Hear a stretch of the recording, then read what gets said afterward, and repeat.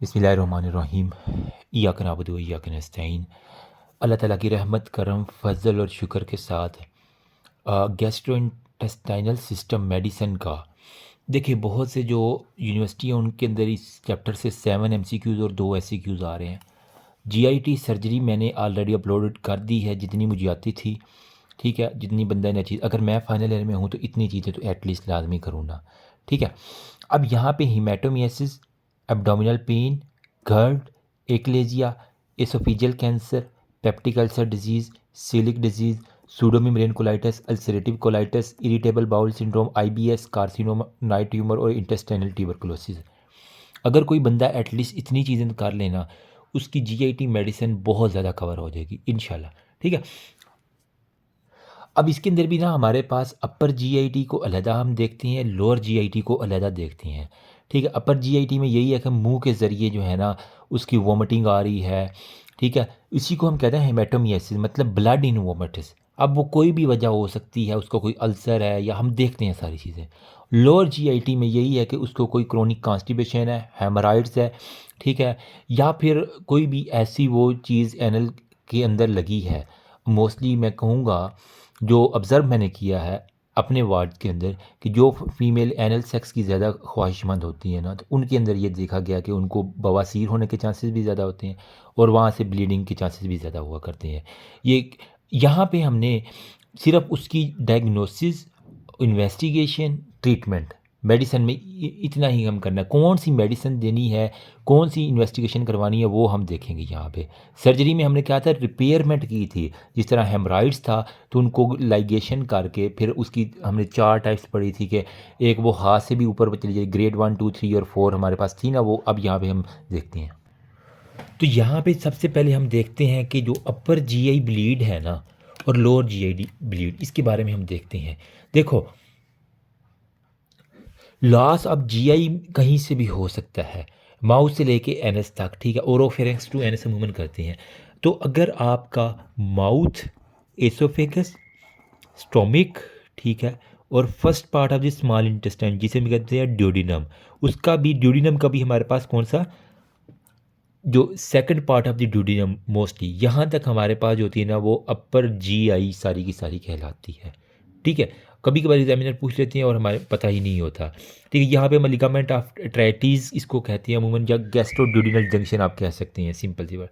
Lower जो है ना वो यहाँ से गैस्ट्रोड्यूडिनल जंक्शन से शुरू होके, ठीक है, जहाँ पे जो गैस्ट्रो कह रहा हूँ, ये जो ड्यूडिनोजेजिनल, ठीक है, यहाँ ड्यूडिनम ख़त्म होगी या फिर अब जेजिनम आ गया, ठीक है। तो ड्यूडिनोजेजिनल जंक्शन से डीजे याद कर लो, ठीक है। डीजे होता है ना हर म्यूज़िक का, तो ड्यूडिनोजेजिनल जंक्शन से शुरू होके नीचे एनल कनाल तक, ठीक है, वहाँ तक आपका लोअर जीआई ब्लीड होता है। इनमें से ख़तरनाक अगर मैं कहूँ तो वो हमारे पास मेरी जान अपर जीआई ब्लीड है। ये कह लें कि एमरजेंसी होती है हमारे पास, ब्लड इन दी वोमिटिस जिसे हम कहते हैं हिमेटोमियासिस, ठीक है। ये हम कह रहे हैं ना हिमेटोमियासिस, मतलब उसका जो खून करता है वो कहता है कि डॉक्टर साहब मेरे खून में उल्टी आई। तो अपर जीआई ब्लीड में सबसे पहले आपको हिमेटोमियासिस जो है ना वो इसके बारे में पता होना चाहिए, मतलब खून की जो उल्टी आई है वो किस वजह से आई है। या तो वो बहुत कोई सवेयर केस हो सकता है या फिर वो कोई लेस सवेयर केस हो सकता है। अगर सवेयर केस होगा ना तो उसके अंदर आपका जो है ना वो ब्लड, उसके अंदर जो क्लॉट्स आएंगे वो बिल्कुल fresh red, bright red colour की होगी। लेकिन अगर वो लेस सवेयर होगा, मतलब आहिस्ता आहिस्ता हो रही है, तो वो हमारे पास ब्लैक वोमिटिस, काले रंग की अगर वोमिट ऐसी आई है तो मतलब वो लेस सवेयर है लेकिन वो आहिस्ता आहिस्ता फैलती जा रही है, ठीक है। इसको वो कहता है कि हमारे पास कॉफ़ी जो होती है ना, ग्राउंड इमेसिस भी इसको हम कहते हैं, ठीक है। अब इसी की तरीके में हमारे पास जो जो खून निकल रहा है वो, चलो जो उल्टी में आ गया आ गया, बाकी खून किधर जाएगा। सपोज करें यहाँ पे कोई मसला हो, यहाँ से खून जाता जाता जाता जाता जाता उसके स्टूल के अंदर आना चाहिए। ये सपोज करें उसकी जो चलो एनस है, यहाँ पे अगर उसके पास यूँ कह लें कि ब्लैक स्टूल आ रहे हैं, इसको हम कहते हैं टारी कलर। जिस तरह होती है ना टार डालते हैं सड़क के ऊपर, सड़क किस तरह की होती है, काली काली सी होती है, तो वहीं से याद करो अगर आपके पास टारी कलर उस पेशेंट के स्टूल्स आ रहे हैं तो इसका क्या मतलब है कि उसको कोई अपर जीआई ब्लीड है। वहाँ से जो जितना खून उल्टी से निकल गया, बाकी जो है ना वो उसका गटर में जा रहा है और वो जो स्टूल है वो आपको ब्लैक टारी कलर की आएंगी, ठीक है। एक्चुअल में उसमें क्या है, हीमोग्लोबिन है और वो सारी की सारी चीज़ें वो सुकड़ के एक चीज़ देती है, ठीक है।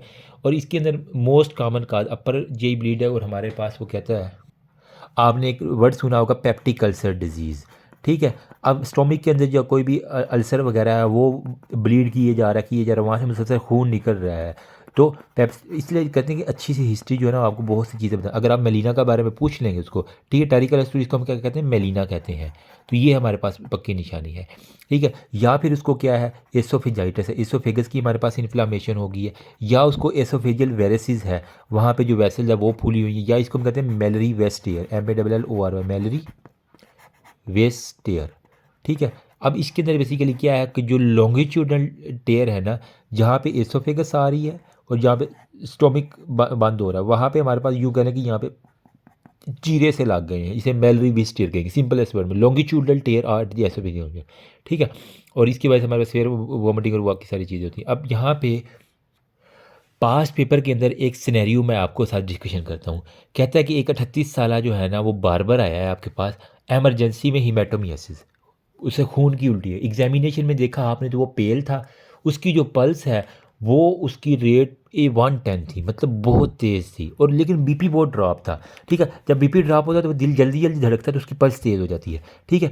अगर आपको बीपी ड्रॉप मिल रहा है और पल्स जो है ना वो तेज़ मिल रही है और साथ में खून की उल्टी है, तो आप इनमें से किसी एक डायग्नोसिस के वजह ओवरऑल इसको हम हीमेटोमियासिस कह रहे हैं, ठीक है।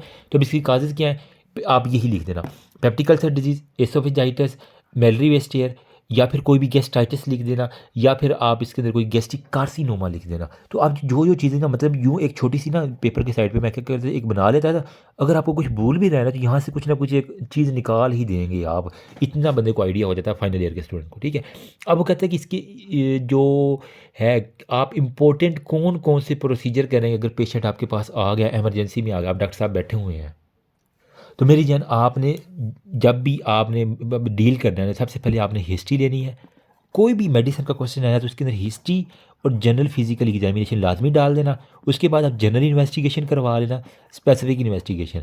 इसी तरह ट्रीटमेंट की है, एक तो हिस्ट्री, जनरल फिजिकल एग्जामिनेशन, फिर आप जनरल ट्रीटमेंट की एक हेडिंग दे देना, एक आप स्पेसिफिक ट्रीटमेंट की हेडिंग दे देना। एटलीस्ट 3 हेडिंग आपकी कवर हो जाएंगी, एक जो होगी वो आप थोड़े से दिमाग पे जोर देंगे तो इंशाल्लाह आपको आ जाएगी, ठीक है। तो जब भी पेशेंट है तो आप इसमें सबसे पहले क्या करेंगे, उसको खून निकल, सबसे पहले आपने लार्ज IV बोर कैनुला जो है ना वो लगाना है, वरना अगर वो शॉक के अंदर चला गया तो आपको कोई भी वेसल नहीं मिलेगी।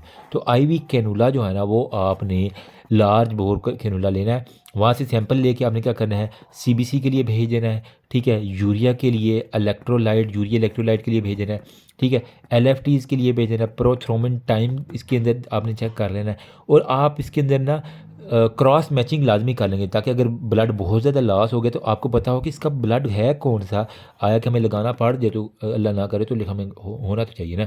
इसके साथ आपने इन केसेस के अंदर ना उसका ब्लड प्रेशर जनरल में मॉनिटर करते रहना है, पल्स उसकी देखते रहना, पल्स ऑक्सीमीटर लगा देना, यूरिन आउटपुट के लिए आप उसका फोलिक एथीटर लगा देना, ठीक है, वो आप देख लेंगे।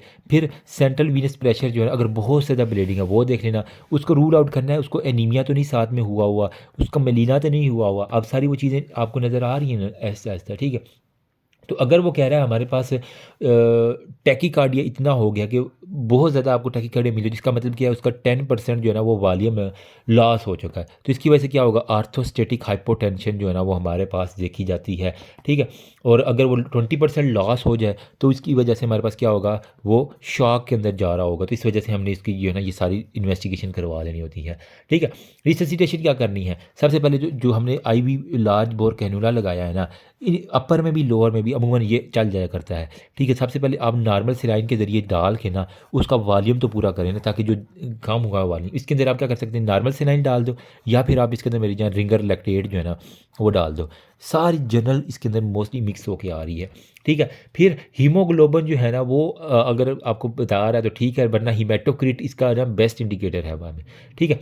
साथ में वो कह रहा है आपने इसके अंदर कब आपने किसी भी बंदे को ब्लड ट्रांसफ्यूज करना है, क्या हर बंदे को हम कर दें ब्लड ट्रांसफ्यूज, नो, आपने उसकी CBC करवाई और उसके अंदर आपको मेरी जान उसका जो HB है ना वो <10 ग्राम जो है ना पर डेसीलीटर मिला है, प्लस उसको क्या है, हमारे पास एक्टिव ब्लीडिंग है, अभी भी उसकी ब्लीडिंग हो रही है, लेकिन साथ में उसका जो HB है वो 10 से भी नीचे गया हुआ है, पकड़ के खून लगा देना आपने।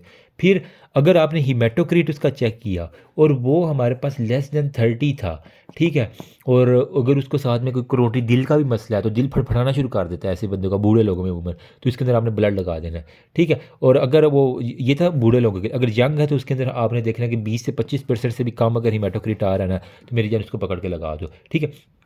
साथ में उसका सांस आपने बहाल करना है, तो ऑक्सीजन जो है ना वो आप मास्क, ऑक्सीजन मास्क, ठीक है, वो आप उसको लगा दो मुंह पे ताकि इजीली उसको दे देना हो। फ्रेश फ्रोज़न प्लाज्मा आप इसके अंदर लगा सकते हो, ठीक है। प्रोथ्रोमन टाइम अगर बहुत ज़्यादा है और एक्टिव ब्लीडिंग हुई जा रही है, फिर आप उसका प्लेटलेट काउंट इसी दौरान देख लो, आया कि कहीं उसको डेंगी शेंगी या इस तरह के कोई सिम्टम्स तो नहीं चले जिसका प्लेटलेट काउंट बहुत गिर गया है। अगर वो गिरा हुआ है लेस दिन, तो फिर वहाँ पे आपको फिर कान खड़े होने चाहिए, ठीक है।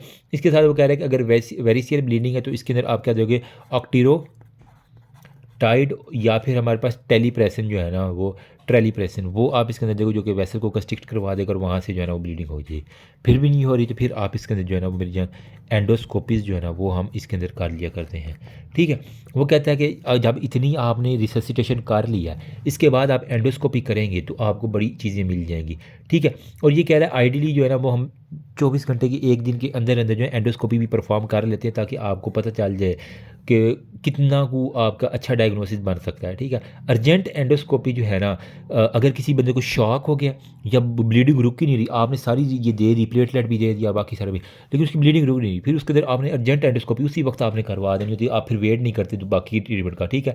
साथ में कह रहे हैं कि आप इंजेक्शन ऑफ एपिनेफ्रिन, देखो कहीं भी आपको खून नहीं ना रुक रहा, आप एपिनेफ्रिन जो है ना वो हम क्या करते हैं को गाज लेके उसके ऊपर एपिनेफ्रिन का इंजेक्शन तोड़ के लगा के ना, गाज को एपिनेफ्रिन से गीला करके वहाँ पे लगा दो, स्किंटों के अंदर मैं कहता हूँ ब्लीडिंग रुक जाती है। तो एपिनेफ्रिन जो है ना वो आप यहाँ पे यूज़ कर सकते हैं, ठीक है।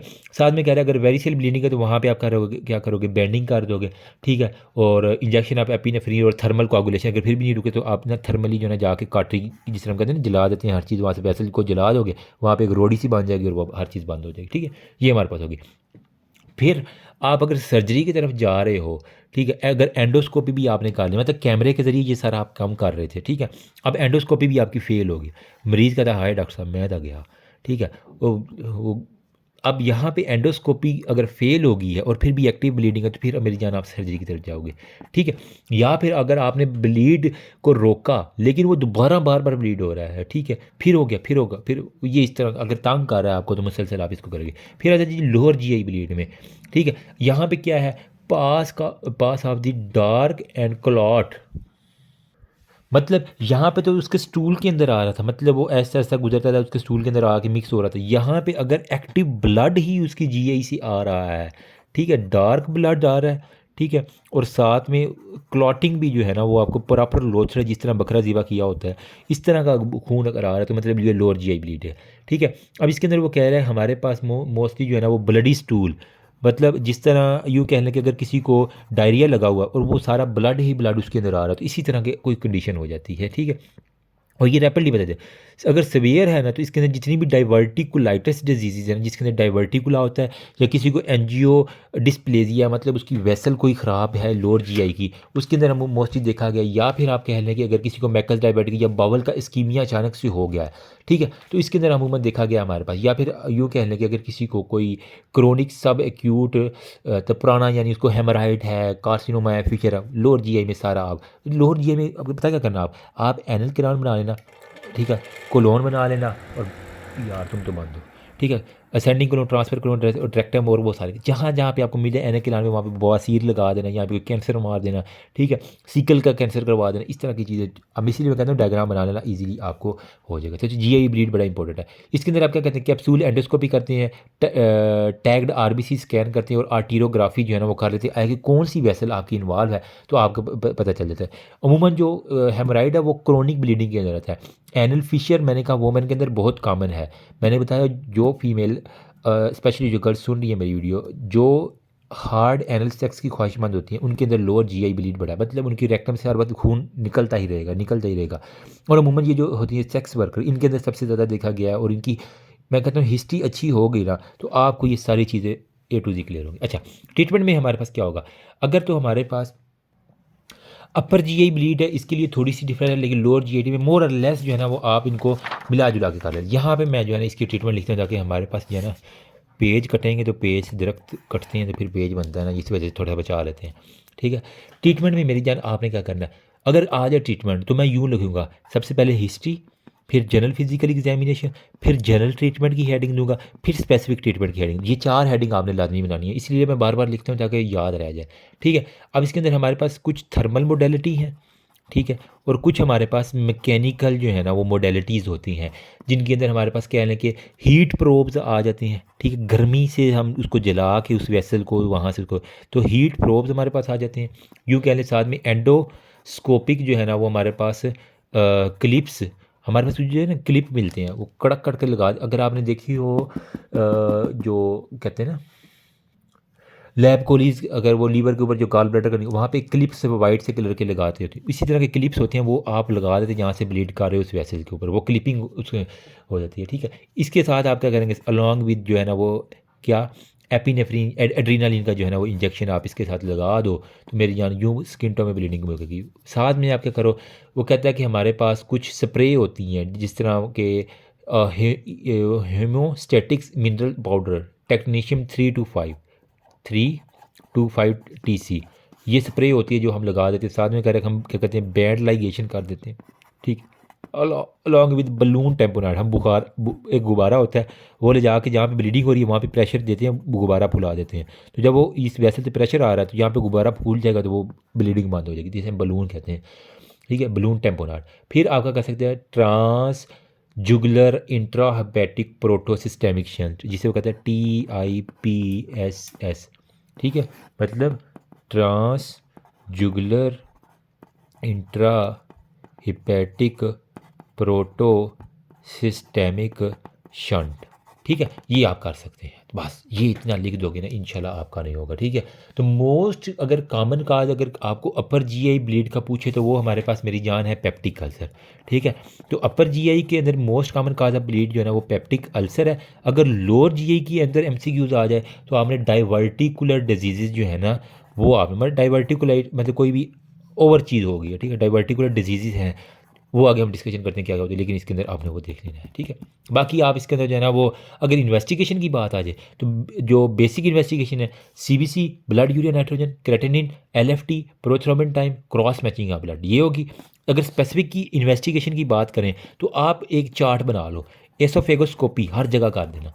ठीक है, बेरियम सेवेलो, ठीक है, हर जगह पे कर देना। अगर वो लोअर है तो वो बेरियम एनीमा कर देना, अगर अपर है तो बेरियम सेवेलो, उसको निकलवाना। ये ना हो कि आप लोअर जीआई में जो है ना वो एनल कनाल से सेवेलो करवा रहे हो, खुदा भी करना कोई। ठीक है, अब इतनी तो अकल है ना, एक्सरे चेस्ट करवा लें, कहीं कोई ट्रोमा या इस तरह की नहीं है, बायोप्सीज ले लेना अगर आपको कैंसर महसूस हो रहा है, या फिर हमारे पास CT एंजियोग्राफी जो है ना मतलब वेसल को हम रूल आउट कर लेते हैं। तो आपने फिर मैनेजमेंट में IV access, initial clinical assessment, basic investigation, resuscitation, oxygen therapy लगा देना, आपका हेमाटोमेसिस कहीं भी नहीं जाता इंशाल्लाह, अल्लाह ताला की रहमत करम फजल और शुक्र के साथ। ठीक है, इसके अलावा एक और सिनेरियो आया करता है जिसमें वो बताता है कि जी बंदा आता है, उसको परसिस्टेंस ना अपर एब्डोमेन के अंदर पेन है। ठीक है, अब सपोज करें आपके पास अपर एब्डोमेन के अंदर जो है ना बार बार पेन हो रही, खुद को जो है ना इमेजिन कर लेना वहाँ पे। ठीक है, वो कहता है कि उसका बाप जो है ना वो ट्यूमर ऑफ दी एब्डोमेन की वजह से मर गया था। ठीक है, इन दी मिड ऑफ दी फलाना, अब वो जो पेशेंट है वो हमें पेल नज़र आ रहा है। ठीक है, टेंडरनेस उसकी एपिगेस्ट्रियम में मिल रही है, तो आपको पास क्या हो सकता है डिफरेंशियल डायग्नोसिस। तो पेट के ऊपर आपके पास 4-5 चीज़ें याद है, गैस्ट्राइटिस उसको हो सकता है। ठीक है, पेप्टिक अल्सर डिजीज़ हो सकती है, PUD गैस्ट्रिक कार्सिनोमा हो सकता है, या फिर इसको हम कहते हैं एक्यूट पेंक्रियाटाइटिस, इसको हो सकता है पेंक्रियाज की इन्फ्लामेशन जिसे हम एक्यूट पेंक्रियाटाइटिस कहते हैं, वो हो सकते हैं। ठीक है, स्पेसिफिक इन्वेस्टिगेशन में आप क्या करोगे, एंडोस्कोपी करा लोगे, बेरियम मील करा लोगे, फिर एंडो ल्यूमिनल अल्ट्रासाउंड करवा लोगे, और सीरम अमाइलेज जो है ना वो लेवल आप इसके अंदर करवा लेंगे। ठीक है, तो आपके पास जो एब्डोमिनल पेन की आलमोस्ट ख़त्म हो जाएगा। तो हमने जो है ना वो अल्लाह ताला की रहमत करम फजल और शुक्र से हिमेटोमियासिस और एब्डोमिनल पेन इन दो को हमने कर लिया। अब है जी GERD, gastro oesophageal reflux disease. What is GERD? इसके अंदर क्या है, नाम में ही काम है, कुछ ना कुछ बैक हो रहा है हमारे पास स्टोमिक से ऊपर एसोफेगस की तरफ। तो जब आपकी जो नाजुक सी एसोफेगस है ना इसके ऊपर बार बार कुछ चीज़ जाके इरिटेट कर, इसकी इन्फ्लामेशन एक इन अदर सेंस करवा देगी। तो इसे हम कहेंगे, ये इसका दूसरा नाम क्या होगा, रिफ्लैक्स एसोफिजाइटिस। ठीक है, रिफ्लक्स इसोफेजाइटिस हमारे पास इसका दूसरा नाम हो गया। ठीक है, अब ये होता क्या है कि जो गैस्ट्रिक कंटेंट है वो स्टोमिक से बार बार किसी भी वजह से जो है ना वो एसोफेगस को जाके टच करते हैं, उसको इरिटेट करते हैं। किसी चीज़ को बार बार इरिटेट करो क्या होता है, गुस्से से फूल जाती है, तो वो क्या होगी, एसोफेगस इन्फ्लामेशन हो जाएगी मेरी जान इसकी। ठीक है, तो अब यहाँ पे पैथोजेनेसिस में क्या होगा, यहाँ पे हमें पता है कि कौन से होते हैं, कार्डिक स्फिंक्टर होती हैं, यहाँ पे स्टोमिक के पाइलोरिक स्फिंक्टर होते हैं। तो अगर ये कार्डिक स्फिंक्टर जो है यही ख़राब हो तो मैं कह सकता हूँ कि लोअर एसोफिजियल स्फिंक्टर उनकी खराबी, या तो वो इनकम्पिटेंट है या मुकम्मल ढीले डाले हैं, मतलब वो बंद ही नहीं होते, पेरिस्टालसिस के बाद वो खुले ही रह गए हैं। तो जो चीज़ खुली रह जाए मेरी जान, वहाँ पे कुछ ना कुछ तो फिर इन्फ्लेमेशन होनी है। समझने वाले समझ गए मैं क्या कहना चाह रहा हूँ। अच्छा, रिस्क फैक्टर में इसके अंदर कह लें कि हमारे पास क्या हो सकता है आपने एक पढ़ा होगा हाइटल हर्निया, ये डायाफ्राम होता है। ठीक है, यहाँ से हमारे पास स्टोमिक सरेगा। हाइटल हर्निया में क्या होता है, ये स्टोमिक का पार्ट जो है ना डायाफ्राम के ऊपर से यूं करके आ रहा होता है, इसे हम हाइटल हर्निया कहते हैं। तो ये रिस्क फैक्टर अभी खुद बना लेना छोटी सी डायग्राम, अब उसके अंदर चीज़ें गुजारते जाना। आप कह लें कि स्लाइडिंग जो है ना वो हमारे पास क्या होगा, स्लाइडिंग हर्निया हो सकता है। नंबर सेकंड पे आप कह लो डिले गैस्ट्रिक इम्पटिंग, मतलब उसे खा तो लिया है, यहाँ से आगे इम्पटी नहीं हो रहा, तो जब यहाँ पे भरा भरा भरा भरा भरा एक वक्त आएगा ऊपर की तरफ जाना चाहिए, जो सुराख नज़र आएगा उसने वहीं पे जाना मेरी जान। ठीक है, तो यूँ कहने के डिलेड हमारे पास गैस्ट्रिक इम्पटिंग हो रही है, या यूँ कह लें कि उसकी जो है ना वो जो म्यूकोज़ा है बार बार इरिटेट होने की वजह से वही मर गया है, जो उसको प्रोटेक्ट कर रहा था वही मरा हुआ है। फिर डिक्रीज लोअर एसोफेजियल जो स्फिंक्टर है उसकी टोन, तो लोअर एसोफेजियल स्फिंक्टर की टोन कब लॉस होती है ये बताओ ज़रा। देखो, कुछ बीमारियां जिसके अंदर क्या है कि हाइपोथायराइडिज्म, हर चीज़ हार गई है। ठीक है, हाइपोथायराइडिज्म में, या फिर अगर कोई सीएनएस डिप्रेसेंट ले रहा है उसके अंदर, या फिर कोई प्रेगनेंसी के अंदर है। ठीक है, प्रेगनेंसी में क्या है, बेटा जो है ना उसका जो औलादी नरीना या जो भी है जरीना, ठीक है, वो यहाँ पे बार बार एब्डोमेन की वजह से स्टोमिक के ऊपर पेन लगा, इसी वजह से बार बार उसको वोमिटिंग हो रही होती है जो हामला खतून होती है। अल्कोहल, या फिर वो कोई टोबैको के ऊपर जो है ना वो है, तो बॉयज़ टोबैको अगर आपको है, अमूमन बॉयज़ ये अगर आप कभी जाए ना पब्लिक वाशरूम में तो आपको अमूमन सिगरेट की बदबू आती है, और काफ़ी देर जो है ना वो आपको वो ऑक्यूपाइड मिलते हैं वाशरूम। वजह क्या है, वो वहाँ बैठ के सिगरेट पी रहे होते हैं, एक्चुअल में खाना खाया सिगरेट पी, खाना खाया सिगरेट पी, यही वजह के वो फिर तबाही हुई होती है हर चीज़ की, फिर बैठे होते हैं वहाँ पर। ठीक है, अब पेशेंट आते हैं इस तरह के। क्लिनिकल फीचर में हमारे पास क्या है, एसोफेगस में हार्ट बर्न की वजह से हमारे पास रिगर्जिटेशन बार बार हुई है ना, तो वहाँ पे क्या होगा, सीने की जलन, आपने देखा ना सीने की जलन इंतज़ाब, ये तो यही है हमारे पास, उसको क्या होगी वहाँ पे बार बार जब ऊपर जा रहा है तो उसकी वजह से हार्ट बर्न होगी। ठीक है, और वो कह रहा है कि बैंडिंग स्ट्रेनिंग या लेइंग डाउन हर जगह पे उसको होती है। ठीक है, और इस यहाँ पे उसने एक लफ्ज़ लिखा हुआ है वाटर बैश। ठीक है, आपको बुक में लफ्ज़ मिलता है वाटर बैश, ये वैसे क्या है, सेलाइवेशन है due to reflex salivary gland stimulation as acid enter into the gullet। बार बार एसिड ऊपर जा रहा है जिसकी वजह से उसका मुंह हमेशा थूक से भरा रहेगा, वो जाके स्वेट ग्लैंड को एक्टिवेट करेगा, इसको हम कहते हैं वाटर बैश। ठीक है, तो ये हमारे पास एक हो जाएगा। फिर हमारे पास क्या है, एक्स्ट्रा एसोफिगल में हमारे पास क्रोनिक उसको कफ रहेगी, क्यों, उसकी जो गले की फ्रेनिक जो रिकरेंट रेंजिन लव है उसकी इरिटेशन है, क्रोनिक कफ है। कभी कभार उसके अगर गले में जा रही है वही एसिड तो वो उसके अस्थमा की वजह एक बड़ी बन सकता है। ठीक है, फिर कह लें कि उसको जो है ना वो लेरेंजाइटिस हो सकता है। ठीक है, या रिकरेंट हमारे पास चेस्ट इन्फेक्शन जो है ना वो हमारे पास हो सकती है, ये सारी की सारी चीज़ें। तो डायग्नोसिस आप इसका जो है ना वो आपने कर लिया, कैसे करेंगे आप, हिस्ट्री जनरल फिजिकल एग्जामिनेशन दे रहे, या ऐसे पेशेंट में आप ना प्रोटॉन पंप इनहिबिटर से अगर वो ठीक हो रहा है, पीपीआई जिसके अंदर हमारे पास क्या आती है, ओमेप्राजोल, ये एक सबज से रंग की गोली आती है, उसका नाम मेरे देन से निकल गया, क्या नाम है यार उसका, राइजिक, यस। ठीक है, राइजिक के अंदर बेसिकली ना हमारे पास ओमेप्राजोल होती है। ठीक है, तो वो उससे बड़ी बड़ी अच्छी, या फिर अगर नहीं समझ आ रही तो आप कैमरा डाल लो, एंडोस्कोपी कर लो। ठीक है, आप देख लोगे कि वो अगर फेलियर है पीपीआई से, वो इससे रिस्पॉन्ड नहीं कर रहा तो एंडोस्कोपी आप कर लोगे।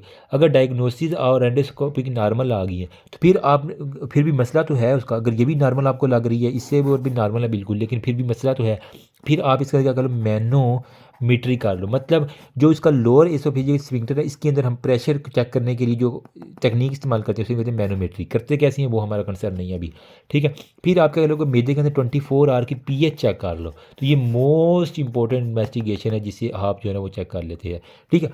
ट्रीटमेंट क्या करना है मेरी जान, देखो सेडेटरी लाइफस्टाइल, खा पी के सो जाना, ठीक है, या फिर बहुत ज़्यादा स्ट्रेनस एक्सरसाइज फ़ौरन खाने के बाद, या मोस्टली ये कपल जो है अगर इनके अंदर ये मसला है तो इनको कहते हैं कि ये जो सेक्सुअल एक्टिविटी है खाने के फ़ौरन बाद आपने नहीं करनी, ठीक है। क्यों, उसकी वजह से जो हिलना जुलना है उसकी वजह से बहुत चांसेस हैं कि कुछ ना कुछ कंटेंट आपका ऊपर एसोफेगस के अंदर जा सकता है, ठीक है। तो इसके अंदर सबसे पहले आपने क्या करना है मेरी जान, अपनी लाइफस्टाइल की ना मॉडिफिकेशन करवा लो, ठीक है। एक तो वज़न कम करो, वेट लॉस, ठीक है। और जो तकिया है वो एक की बजाय दो कर लो, एलिवेट रखो अपने हेड को, ग्रेविटी के साथ थोड़ा सा खेलने की कोशिश करो, ठीक है। Avoid large and late meal, late खाना जो है ना वो और उसके फ़ौरन बाद सो जाना बड़ी गंदी बीमारी है, ठीक है, इससे उसे बचाना है। फिर गुड एक्सरसाइज सुबह के वक्त मॉर्निंग अगर हो जाए बेस्ट है, वरना जब टाइम मिले, लेकिन वॉक ज़रूरी है। मैं कहता हूँ कि अगर वो बंदा ना दिन में 1 माइल भाग ले, ठीक है, 1 मील 1600 मीटर, उसको बहुत सी बीमारियाँ वैसे ही ख़त्म हो जाती हैं, ठीक है। अब यहाँ पे वो कह रहा है कि अगर सिम्टोमेटिक पेशेंट है पीपीआई का, ठीक है, और अगर वो पीपीआई से रिस्पॉन्स कर रहा है प्रोटॉन पंप इनहिबिटर्स, तो आप उसको इसी गोलियों के ऊपर लगा दो। गुड रिस्पॉन्स आ रहा है इसके ऊपर, अगर पुअर रिस्पॉन्स है पीपीआई से, फिर आप क्या करो 24 आवर के अंदर आप ना मेरी जान पीएच को मॉनिटरिंग कर लो, ठीक है, तो आपको पता चल जाएगा। अगर पॉजिटिव है तो मतलब आपको फिर मतलब पीएच अगर आपने देखी है उसकी मॉनिटरिंग की और वो आपके पास टेस्ट पॉजिटिव आ गया तो आपको सर्जरी करनी पड़ेगी, ठीक है। एसडी का वहाँ पे सारी चीज़ें नज़र आ रही हैं तो आप क्या करो सर्जिकल जो है ना वो आपका करो फंडोप्लाइकेशन। हम फंडोप्लाइकेशन अगर मैं आपको सिंबल बताऊँ ना तो मैदे को ही घुमा के हम उसी के जो है ना कुछ बना देते हैं। इसके बारे में मैंने सर्जरी में भी बताया था, मतलब जो मैदे का फंडस होता है, बॉडी होती है और बाकी सारी चीज़ें, तो फंडस के ऊपर जो है ना वो कह लें कि जब भी गर्ड जो है ना इसका आ जाए ना तो इसके अंदर हमारे पास एक प्रॉपर उसका नाम बताऊँ मैं, उसको हम कहते हैं नेसन्स जो है ना, मैं तो इसे निशान पढ़ता हूँ, निशान गाड़ी होती है ना वहीं से मैंने याद किया हुआ कि नेसन्स फंडोप्लाइकेशन जो है ना हमारे पास होती है। तो मोस्ट कॉमन जो सर्जन डेवलप करते हैं ना इसी को हम कहते हैं। इसके अंदर जो अमाउंट ऑफ एसिड है ना वो बेसिकली हमने रिड्यूस करनी होती है ताकि वो स्टोमिक के अंदर ना पहुँचे। अगर मेरे पास पिक्चर मिल जाए ना मुझे तो ये देखो, यस ये मैंने मुझे याद है मैंने सर्जरी में भी दिखाई दी। इस तरह जो है ना उसका जो फंडस है उसी को हम घुमा के कर लें ताकि एसिड की प्रोडक्शन किसी तरह हमारे पास कम हो जाए, तो हमारे पास ये हो जाएगी। फिर फार्माकोलॉजिकली आप क्या करोगे, प्रोटॉन पंप इनहिबिटर्स मेरी जान दे दोगे। इसके अंदर ओमेप्राजोल, जोल जिनके अंदर आते हैं ना, एस्मोपैराजोल हो गया, लेंसोपैराजोल हो गया, वो दे दो, ठीक है। बाकी कह रहा है पीपीआई जो है ना वो रिड्यूस करती है जैसे कि by using hydrogen potassium ATPase जो है ना वो दे के हम इसकी सिक्रीशन को रिड्यूस करते हैं अगर सिम्टोमेटिक ऐसे बचाए। बाकी साइड इफेक्ट यही है कि इसकी वजह से हमारे पास हेडेक हो सकता है, डायरिया हो सकता है, बाकी क्लॉस्ट्रिडियम डेफिसाइल का इन्फेक्शन जो है ना हमारे पास कभी ज़्यादा हो सकता है। इसके अलावा H2 रिसेप्टर्स एंटागोनिस्ट दे दो जिसके अंदर हमारे पास क्या होता है सिमेटिडीन होता है। अगर आप फार्माकोलॉजी याद करो अब जीआईटी फार्मा, तो सिमेटिडीन इसके अंदर हमने पढ़ा था, रेनेटिडीन पढ़ा था, फोमेटिडीन जो है ना वो आपने पढ़ा था। तो CR को फक ऑफ करो, ठीक है। तो सिमेटिडीन, फोमेटिडीन और रेनेटिडीन हमारे पास होगी, ठीक है। ये बेसिकली क्या करते हैं हमारे पैरेटल सेल के ऊपर ना जो हिस्टामीन है उसको ब्लॉक करते हैं, इसी वजह से इसको H2 का हो ना हिस्टामीन की ब्लॉकेज करवा देते हैं, ठीक है। इसका भी यही साइड इफेक्ट है, लेकिन इसके अंदर जो है ना गाइनाकोमास्टिया उसके मेल जो है उसके ब्रेस्ट जो है ना बहुत बड़े हो जाते हैं। इसके अलावा सर्जरी का अगर मेडिकल थेरापी लॉन्ग टर्म के लिए वो पीपीआई ले रहा है और मेडिकल थेरापी आपके पास फेल हो चुकी है तो हमारे पास सर्जरी करें। कॉम्प्लिकेशन की अगर आपने ट्रीट ना किया तो बार बार होने की वजह से उसको क्या होगा, रिफ्लेक्स एसोफेजाइटिस, ठीक है, एसोफेगस होगी, या फिर एसोफेगस अपनी जो उसकी जो नॉर्मल एपिथीलियम है उससे वो हमारे पास कलमनर के अंदर चेंज हो जाएगी, जिसे हम क्या कहते हैं Barrett oesophagus, BARRET Barrett oesophagus कह सकते हैं। या फिर बार बार वहाँ से ब्लड लॉस हो रहे थे, ऐसे पेशेंट में क्या होगा आयरन डेफिशिएंसी एनीमिया हो जाएगा, ब्लड लॉस हो जाएगा, ठीक है। या फिर कोई भी बिनाइन स्ट्रक्चर होगा, या फिर हमारे पास कहने कि अगर हाइटर हर्निया पर आ जाए तो हमारे पास गैस्ट्रिक वल्वुलस जो है ना वो हमारे पास आ जाएंगे। तो ये हमारे पास मेरी जान होता है। तो अब अगर आपके पास गैस्ट्रोएसोफेजियल रिफ्लक्स का आ जाए, ठीक है, तो क्लासिकल ट्राइएड आपके अंदर क्या यहाँ पे आप फील करोगे। तो यहाँ पे अगर मैं क्लासिकल ट्रेड बता दूँ तो आप इजीली जो है 4-5 चुटकियों में डायग्नोसिस करोगे। अब हम स्पीड पकड़ेंगे इंशाल्लाह इसकी, ठीक है।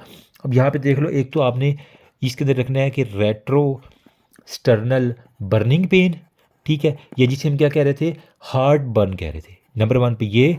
नंबर सेकंड पे मैं कहता हूँ कि रिगर्जिटेशन, बार बार उसको रिगर्ज हो रहा है। और नंबर थर्ड पे उसको क्या होगा, एपिगैस्ट्रिक जो है ना वो हमारे पास पेन, हार्ट बर्न, बर्निंग जिसे हम कह रहे थे, हार्ट बर्न, रिगर्जिटेशन और एपिगैस्ट्रिक पेन, ये आप कर लेंगे। फिर इसके अंदर क्या है हमारे पास, वाटर बैश, वाटर ब्रश, ठीक है। इसके अंदर बेसिकली कहता है कि उसकी सलाइवा की एक्टिवेशन की उसका मुंह थूक से भरा रहता है, इसके हम कहते हैं। वजह क्या है, saliva mixed with stomach acid raise in the throat, जब वो गले में आता है तो उसकी वजह से हमारे पास वो सारे तय और इसकी वजह से। फिर नंबर थर्ड पे अगर हमारे पास जो लोअर एसोफेगस है उसकी जो स्क्वेमस एपिथीलियम है, स्क्वेमस, वो अगर वो कलमनर में चेंज होगी तो बारात में क्या होता है, बैरट है। मैंने बारात से याद किया, बारात में यूँ तंबू लगते होते हैं ना, तो वहीं से याद कर बैरट एसोफेगस जो है ना हमारे पास आ जाएगी। अब डायग्नोज कर लोगे, ठीक है। तो आपके पास यही है कि हमारे पास मेजर रिस्क इसका सबसे ज़्यादा क्या होगा, सबसे ज़्यादा मेजर रिस्क होगा उसको एडिनो कार्सिनोमा, एडी को जो है ना वो कह रहे हैं कि खुराक की नली का कैंसर है। तो एडिनो कार्सिनोमा अगर बार बार किसी चीज़ को इरिटेट किया जाए तो वो फूल जाती है, तो वो कैंसर बन जाती है। तो लोअर वन थर्ड के ऊपर आपको एडिनो कार्सिनोमा मिल जाता है, ठीक है। अब इसके अंदर मल्टीपल बायोप्सी आप लेते हैं, इसके अंदर मल्टी मेटाप्लेजिया या डिस्प्लेजिया जो भी है वो आप इसके अंदर देख लिया करते हैं, ठीक है। बाकी मैनेजमेंट क्या करनी है, अगर कुछ भी समझ नहीं ना आ रहा है मैनेजमेंट के अंदर गर्ड की, ठीक है, तो गर्ड के अंदर आपने चार पांच चीज़ें, एक तो फंडो अप्लीकेशन है वो सर्जरी के लिए लिखनी है।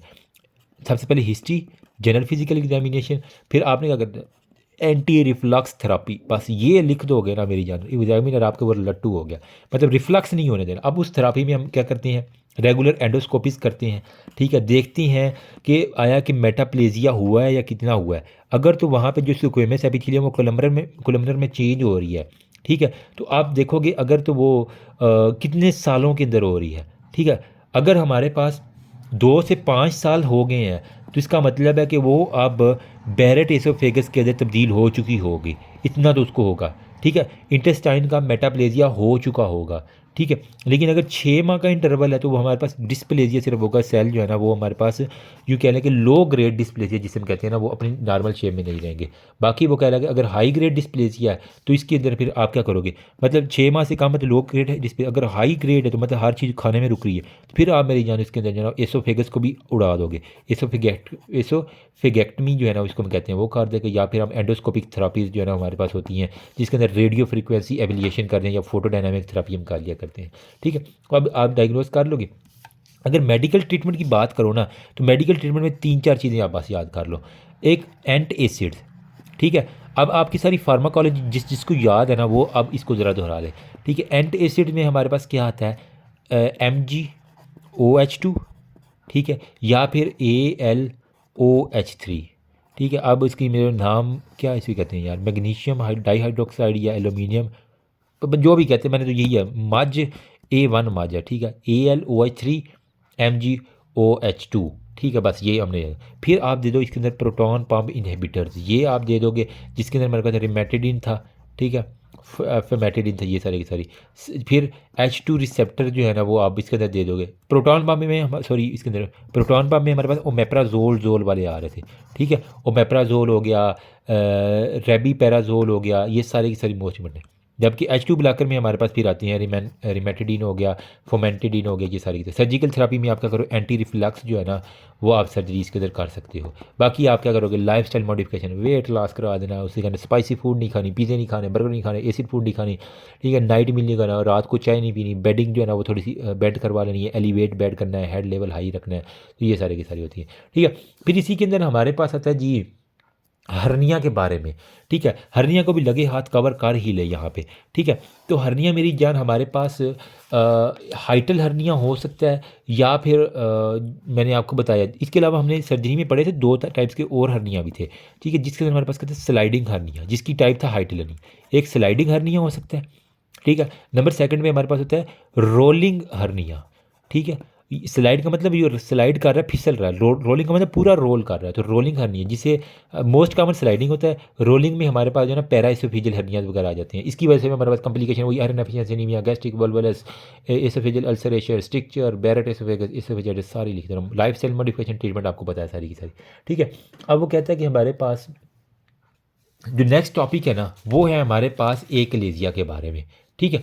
अच्छा, यहाँ पे मैं अगर आपको बता दूँ ना तो हर्निया की कभी कभार पूछ लेते हैं डेफिनेशन, तो हम कहेंगे sir hernia is the stomach outward into the stomach, ठीक है। Herniation of the stomach upward into the chest वाल, अगर मैदा आपकी चेस्ट वाल के अंदर जा रहा है तो इसे हम हर्निया कहते हैं। अब 95% केसेस में स्लाइडिंग हर्निया होता है, और ये यूँ कह लें कि इसको दूसरा नाम देते हैं एक्सियल हर्निया, ठीक है। और इसके अंदर वजह क्या है, स्लाइड करता हुआ मैदा ऊपर आ गया, तो हमारे पास क्या वजह हो सकती है, यहाँ पे जो सुराख है वो मेरी जान बड़ा हो गया, तो वाइडन डायाफ्रेगमेटिक हाइटस जिसे हम कहते हैं वो बड़ा हो गया, ठीक है। ये रोलिंग हर्निया को हम पैरा इसोफेजियल हर्निया कहते हैं। ये मोस्टली यूँ कह लें कि अगर ये हमारे पास है जी स्टोमिक, ये इसका ग्रेटर कर्वेचर है, ये पूरे का पूरा ग्रेटर कर्वेचर ही अगर आपका हर्निएट कर जाए along the side of the distal oesophagus, oesophagus के साथ ही पूरा ये छाती के ऊपर आ गया, ठीक है, एसोफेगस भी आ गई, और इसका जो ग्रेटर कर्वेचर है वो पूरे का पूरा इस तरह होने की बजाय वो मैदा अब यूँ हॉरिजेंटल आप कर लो, यूँ कर लो और यूँ कर लो, ठीक है, तो वो पूरा सारा का सारा एसोफेगस के ऊपर आ गया, तो ये रोल कर गया मेरी जान, खुद पे ही रोल किए जा रहा, घूमता जा रहा घूमता जा रहा है, तो यूँ कर लो, यूँ यूँ यूँ यूँ यूँ यूँ, ठीक है, ये हमारे पास होती है, लेकिन ये कम होता है, इसको हम कहते हैं नॉन एक्सियल। तो रोलिंग का नॉन एक्सियल हर्निया भी एमसीक्यूज में आ सकता है, स्लाइडिंग को एक्सियल हर्निया भी कह सकते हैं। क्लिनिकल फीचर एसिम्प्टोमेटिक होती है, कॉमनली जो है ना वो कह रहा है कि हार्ट बर्न होता है, रिगर्जिटेशन हो सकती है, और बहुत सारी की सारी हमारे पास हो सकती हैं। इसके अलावा एसोफेगस की एक और बात भी हमारे पास की गई है, वो कहते हैं कि इन्फेक्शियस एसोफेजाइटिस भी हो सकता है, ठीक है, मतलब कोई भी जो इम्यूनो कम्प्रोमाइज्ड पेशेंट है, यार मेरे ख्याल में पेज हमें चेंज कर लेना चाहिए, मैं कोशिश कर रहा हूँ, मेरे पास पेज असल में थोड़े रह गए, और अभी रात के कोई बज रहा है 1 बज रहा है, ठीक है, तो अभी किधर से पेज आएंगे मुझे ये नहीं समझ आ रही, ठीक है। अब इन्फेक्शियस एसोफेजाइटिस को भी लगे हाथ देख लो, मतलब इन जो HIV इम्यूनो कम्प्रोमाइज पेशेंट है उनके अंदर सबसे ज़्यादा देखा ओडेनोफेजिया, पेनफुल स्वेलिंग होगा, तो खाते हैं तो हमें इतनी दर्द होती है कि हमें लगता है जिमें कोई ना असी जहर खा दे पे हैं, ठीक है। मोस्टली जो है ना वो साइटोमेगालो वायरस के अंदर देखा गया, कैंडिडिया एल्बिकन्स के अंदर देखा गया, इसके अंदर बेसिकली मिलते क्या है, पंच्ड आउट लेयन जो है ना वो आपको मिल जाया करती है, ठीक है, और यूँ कह लें कि इंट्रा न्यूक्लियर लेयन आपको मिलती है। और अब इसके अंदर थेरापी क्या करोगी, अगर तो वायरल है तो एंटीवायरल एसाइक्लोविर दे दोगे, जो है ना तो वो उसके खिलाफ ज़्यादा जो है आप दे देंगे। मल्टीपल जॉइंट सेल आपको यूँ कहने के मिल जाते हैं, मल्टीपल जॉइंट सेल आपको मिल जाते हैं। साइटोमेगालो हर्पीस सिंप्लेक्स वायरस हो सकता है, साइटोमेगालो वायरस हो सकता है, या फिर हमारे पास कैंडिडिया एल्बिकस हो सकता है। अभी मैंने बताया है कि इसके अंदर हर्पीस सिंप्लेक्स वायरस की बात, इसके अंदर आपको क्या मिलेंगे, पंच्ड आउट जो है ना वो लेयन मिलेंगे, और इंट्रा न्यूक्लियर जो है ना वो आपको लेयन मिल जाएंगी, ठीक है। बाकी इसके अंदर वायरस है तो ए साइक्लोविर देखो, अगर हमारे पास साइटोमेगालो वायरस है तो इसके अंदर intra nuclear plus intra cytoplasmic जो है ना वो आपको लेयन मिल जाती हैं। इसके अंदर आप जैन साइक्लोवेयर जो है ना वो इसके अंदर देंगे। बाकी कैंडिडिया एल्बिकन्स के अंदर क्या है, बेसिकली कैंडिडिया, ठीक है, मतलब कोई फंगल है तो इसके अंदर हमारे पास क्या होगा, ग्रे वाइट सूडोमिम्ब्रेन जो है ना वो मेरी जान आपको मिल जाया करेगी, ठीक है। अब इसके अंदर वो कह रहा है कि हमारे पास क्या होगा, निस्टेटन हो गया, और वो फ्लूकोकैनाजोल हो गया, जिसके एंड पे जोल आ रहा है, वो दवाइयाँ आप दे दोगे तो आपके पास बंदा ठीक हो जाएगा। फिर उसने बैरेट एसोफेगस के बारे में थोड़ी सी बात की हुई है, तो वो कह रहा है कि हमने पता कि नॉर्मली जो एसोफेगस की लोअर 1/3 है वो हमारे पास क्या होती है, स्क्विमस होती है, बार बार गर्ड की वजह से हमारे पास क्या होती है, कोलमनर में हमारे पास चेंज हो गई थी वो, ठीक है। तो ये यूँ कह लें कि उसने एक ना खेती बना दी है, किसके लिए, कैंसर के लिए, तो इसको यूँ कह लें कि हमारे पास इसको कहते हैं पैरा मलिग्नेंट कंडीशन भी हम इसको कहते हैं, ठीक है। अब इसके अंदर इसी के नॉर्मल स्क्विमस जो है ना वो हमारे पास कोलमनर एपिथेलियम के अंदर चेंज हो गई है। 10% केसेज इसके अंदर मैन ज़्यादा इन्फेक्टेड है, या 50 साल से ऊपर है, जो फिर जो स्मोकिंग करते हैं ना उसके साथ हमारे। अब इसके अंदर 2 टाइप्स है, वो कहते हैं हमारे पास शॉर्ट सेगमेंट बैरेट एसोफेगस हो सकती है, या फिर हमारे पास क्या हो सकती है, long segment Barrett oesophagus. Short में क्या है, अगर वो 3 सेंटीमीटर से छोटी है, ये वाली जो स्क्वेमस है कोलमनर में वो 3 सेंटीमीटर छोटी है तो ये हमारे पास शॉर्ट एसोफेगस, अगर वो 3 सेंटीमीटर से बड़ी है तो वो long segment oesophagus Barrett oesophagus कहेंगे। होता क्या है, बेसिकली वही इंटेस्टाइनल सेल का जो ना मेटाप्लेजिया हो जाता है, ठीक है, तो metaplasia of the intestinal cell हमारे पास सारे का सारा हो जाएगा, बस इजीली है। लो ग्रेड अगर वो 2 से 3 साल के 6 से 12 माह हुए हैं तो लो ग्रेड है, अगर वो ज़्यादा बड़े हो गए हाई ग्रेड हो तो फिर इसके अंदर हम क्या करें, एसोफेगेक्टमी कर देते हैं, ऑलरेडी मैं आपको बता चुका हूँ। तो कम्प्लिकेशन यही है कि हमारे पास जो है ना वो अगर ना ठीक किया तो हमारे पास वो कैंसर के अंदर तब्दील हो सकती है। तो अल्लाह ताला की रहमत करम फजल शुक्र के साथ गर्ड भी हमारे पास हो गया। नेक्स्ट जो कंडीशन है ना वो मेरी जान है हमारे पास achalasia. What do you mean by achalasia, कुछ नाम से कुछ जाहिर हो रहा है, इसको यहीं पे लिखते हैं, ठीक है। एकलेजिया यूँ कह लें कि खाने पीने में अगर मैं कहूँ कि दुश्वारी है, ठीक है। वो आता है डॉक्टर साहब ना मेरे को कुछ शय पीती जाती है ना ही खाधी जाती है, तो इसको हम कहते हैं एकलेजिया। ठीक है। अब ये क्या है, क्लासिकल ट्रायड है जिसके अंदर प्रोग्रेसिव डिस्फेजिया, ठीक है, ये कह लें कि प्रोग्रेसिव डिस्फेजिया है, both for liquid and for solids. Number 1 पे ये बात, ठीक है। लेकिन ज़्यादा किस में से सॉलिड मोर वर्सन हो जाती है, कहते हैं चलो थोड़ी बहुत जो है ना पीने वाली चीज़ तो फिर भी मैं पी लें, लेकिन खा डॉक्टर साहब बिल्कुल नहीं सकता। और वो कहता है कि हमारे पास इसको निगलने के लिए खड़ा होना पड़ता है, ठीक है। तो स्टैंडिंग और मूविंग, कुछ लोगों को आपने देखा होगा कि वो खाने दावत पे जाते हैं, खाना खाते खाते खड़े हो जाते हैं, ठीक है, और फिर खड़े होकर खाना शुरू कर देते हैं। तो मेरे ख्याल में शादियों का जो आइडिया है ना, तो वो ये एकलेजिया वाले पेशेंट्स ये है कि खड़े होकर खाना खाना, अमूमन खड़े होकर खाना खाना एक अजीब सी, मुझे तो अच्छा नहीं लगता, ठीक है। आराम से बैठ कर सुकून से खाओ। नंबर 2 पे रिगर्जिटेशन, जो खाया वो वापस साथ में जब जो वापस आएगा खाएगा उसको यूँ लगेगा मैं जल्दी फिल हो गया हूँ, अपना खाना मैंने बहुत ज़्यादा खा लिया, तो वो खाएगा नहीं ज़्यादा, एट दी एंड उसका वेट लॉस हमारे पास होना शुरू हो जाएगा। तो ये 3 टिपिकल चीज़ें हैं जो आपको एकलेजिया के अंदर चुटकियों में हल कर देगी। इसका एक दफ़ा क्वेश्चन आया हुआ था कि एक 38 साल जो है ना बॉय है, ठीक है, उसको डिस्फेजिया फॉर सॉलिड है 6 ईयर से, food and saliva for 2 month वो कह रहा है रिगर्ज कर रहा है, उसका खुराक बार बार रिगर्ज कर, dysphagia for both solid and liquid. Simple सी बात है, आपके पास हो गया। तो वो कह रहा है कि वो नॉन अल्कोहलिक है, नॉन स्मोकर है, तो वो बाकी सारी जो है ना वो आपको हल्का सा एनीमिया तो आपको पता चल गया। अब ऐसे पेशेंट में आप करेंगे क्या, आप सिंपल उसका एक्सरे करा लो, ठीक है, एंडोस्कोपी करा लो, कैमरा डाल लो उसके अंदर, पता चल जाएगा। नहीं पता चल रहा आप बेरियम सेवेलो करा लो, बेरियम खिला के उसका एक्सरे लोगे रिपीटेडली, आपको वहाँ पे क्या चीज़ मिलेगी। एक लेजिया के लिए बड़ी टिपिकल निशानी है, क्या नीला, बर्ड बीक अपीयरेंस, जिस तरह चूंच होती है ना इस तरह की, तो बर्ड बीक अपीयरेंस आपको सिंपल सी मिल जाएगी। साथ में आप क्या करवा लो, ये इसको ना रेड टेले, जैसा चूहा होता है ना उसकी ये दुम होती है, सिंपल सी बर्ड बीक या रेड टेले की बात है, ये अब याद रख लेना। फिर मैनोमीट्री आप करवाओगे तो वहाँ पे क्या रहेगा कि जो लोअर एसोफिगस वो यूँ करके अच्छे खासे कड़क करके बन, लोअर एसोफिगस टाइट होंगे, हाइपरटेंसिव यूँ कह लें हमारे पास होंगे, ठीक है। और ये कह लें यही हमारे पास जो है ना वो मैनोमीट्री जो है ना वो गोल्ड स्टैंडर्ड टेस्ट है हमारे पास। ट्रीटमेंट क्या करेंगे, medical simple history investigation, general investigation special और मेडिकल थेरापी में आप क्या करोगे आप इसके अंदर, ठीक है, सिंपल, क्योंकि उसकी हर चीज़ अखीर तौर पे ज़्यादा कंट्रैक्टेड हुई है, उसकी कंट्रैक्शन को कम करने के लिए मेरी जान क्या दोगे, नाइट्रेट्स दे दो, ये कैल्शियम चैनल बुलाकर दे दो, है कोई मुश्किल बात, ठीक है। तो ट्रीटमेंट में आप सिंपल या उसको नाइट्रेट्स लगा दो, या फिर आप उसके अंदर ना कैल्शियम चैनल जो है ना वो ब्लॉकर्स वो आराम से लगा दो, बंदा टना टन ठीक, मोस्टली इसी से हो जाते हैं ठीक, ठीक। फिर आप क्या कहते हैं, अगर फिर भी नहीं ठीक हो रहा तो एंडोस्कोपी के लिए कैमरा डाल के आप pneumatic dilatation of the lower oesophagus, मतलब वो जो लोअर एसोफेगस स्फिंक्टर है यहाँ पे कैमरा डाल के यहाँ से हम हल्के से कट लगा देते हैं, जिससे हमारे पास इसको एंडोस्कोपिक न्यूमेटिक डायलिटेशन करते हैं।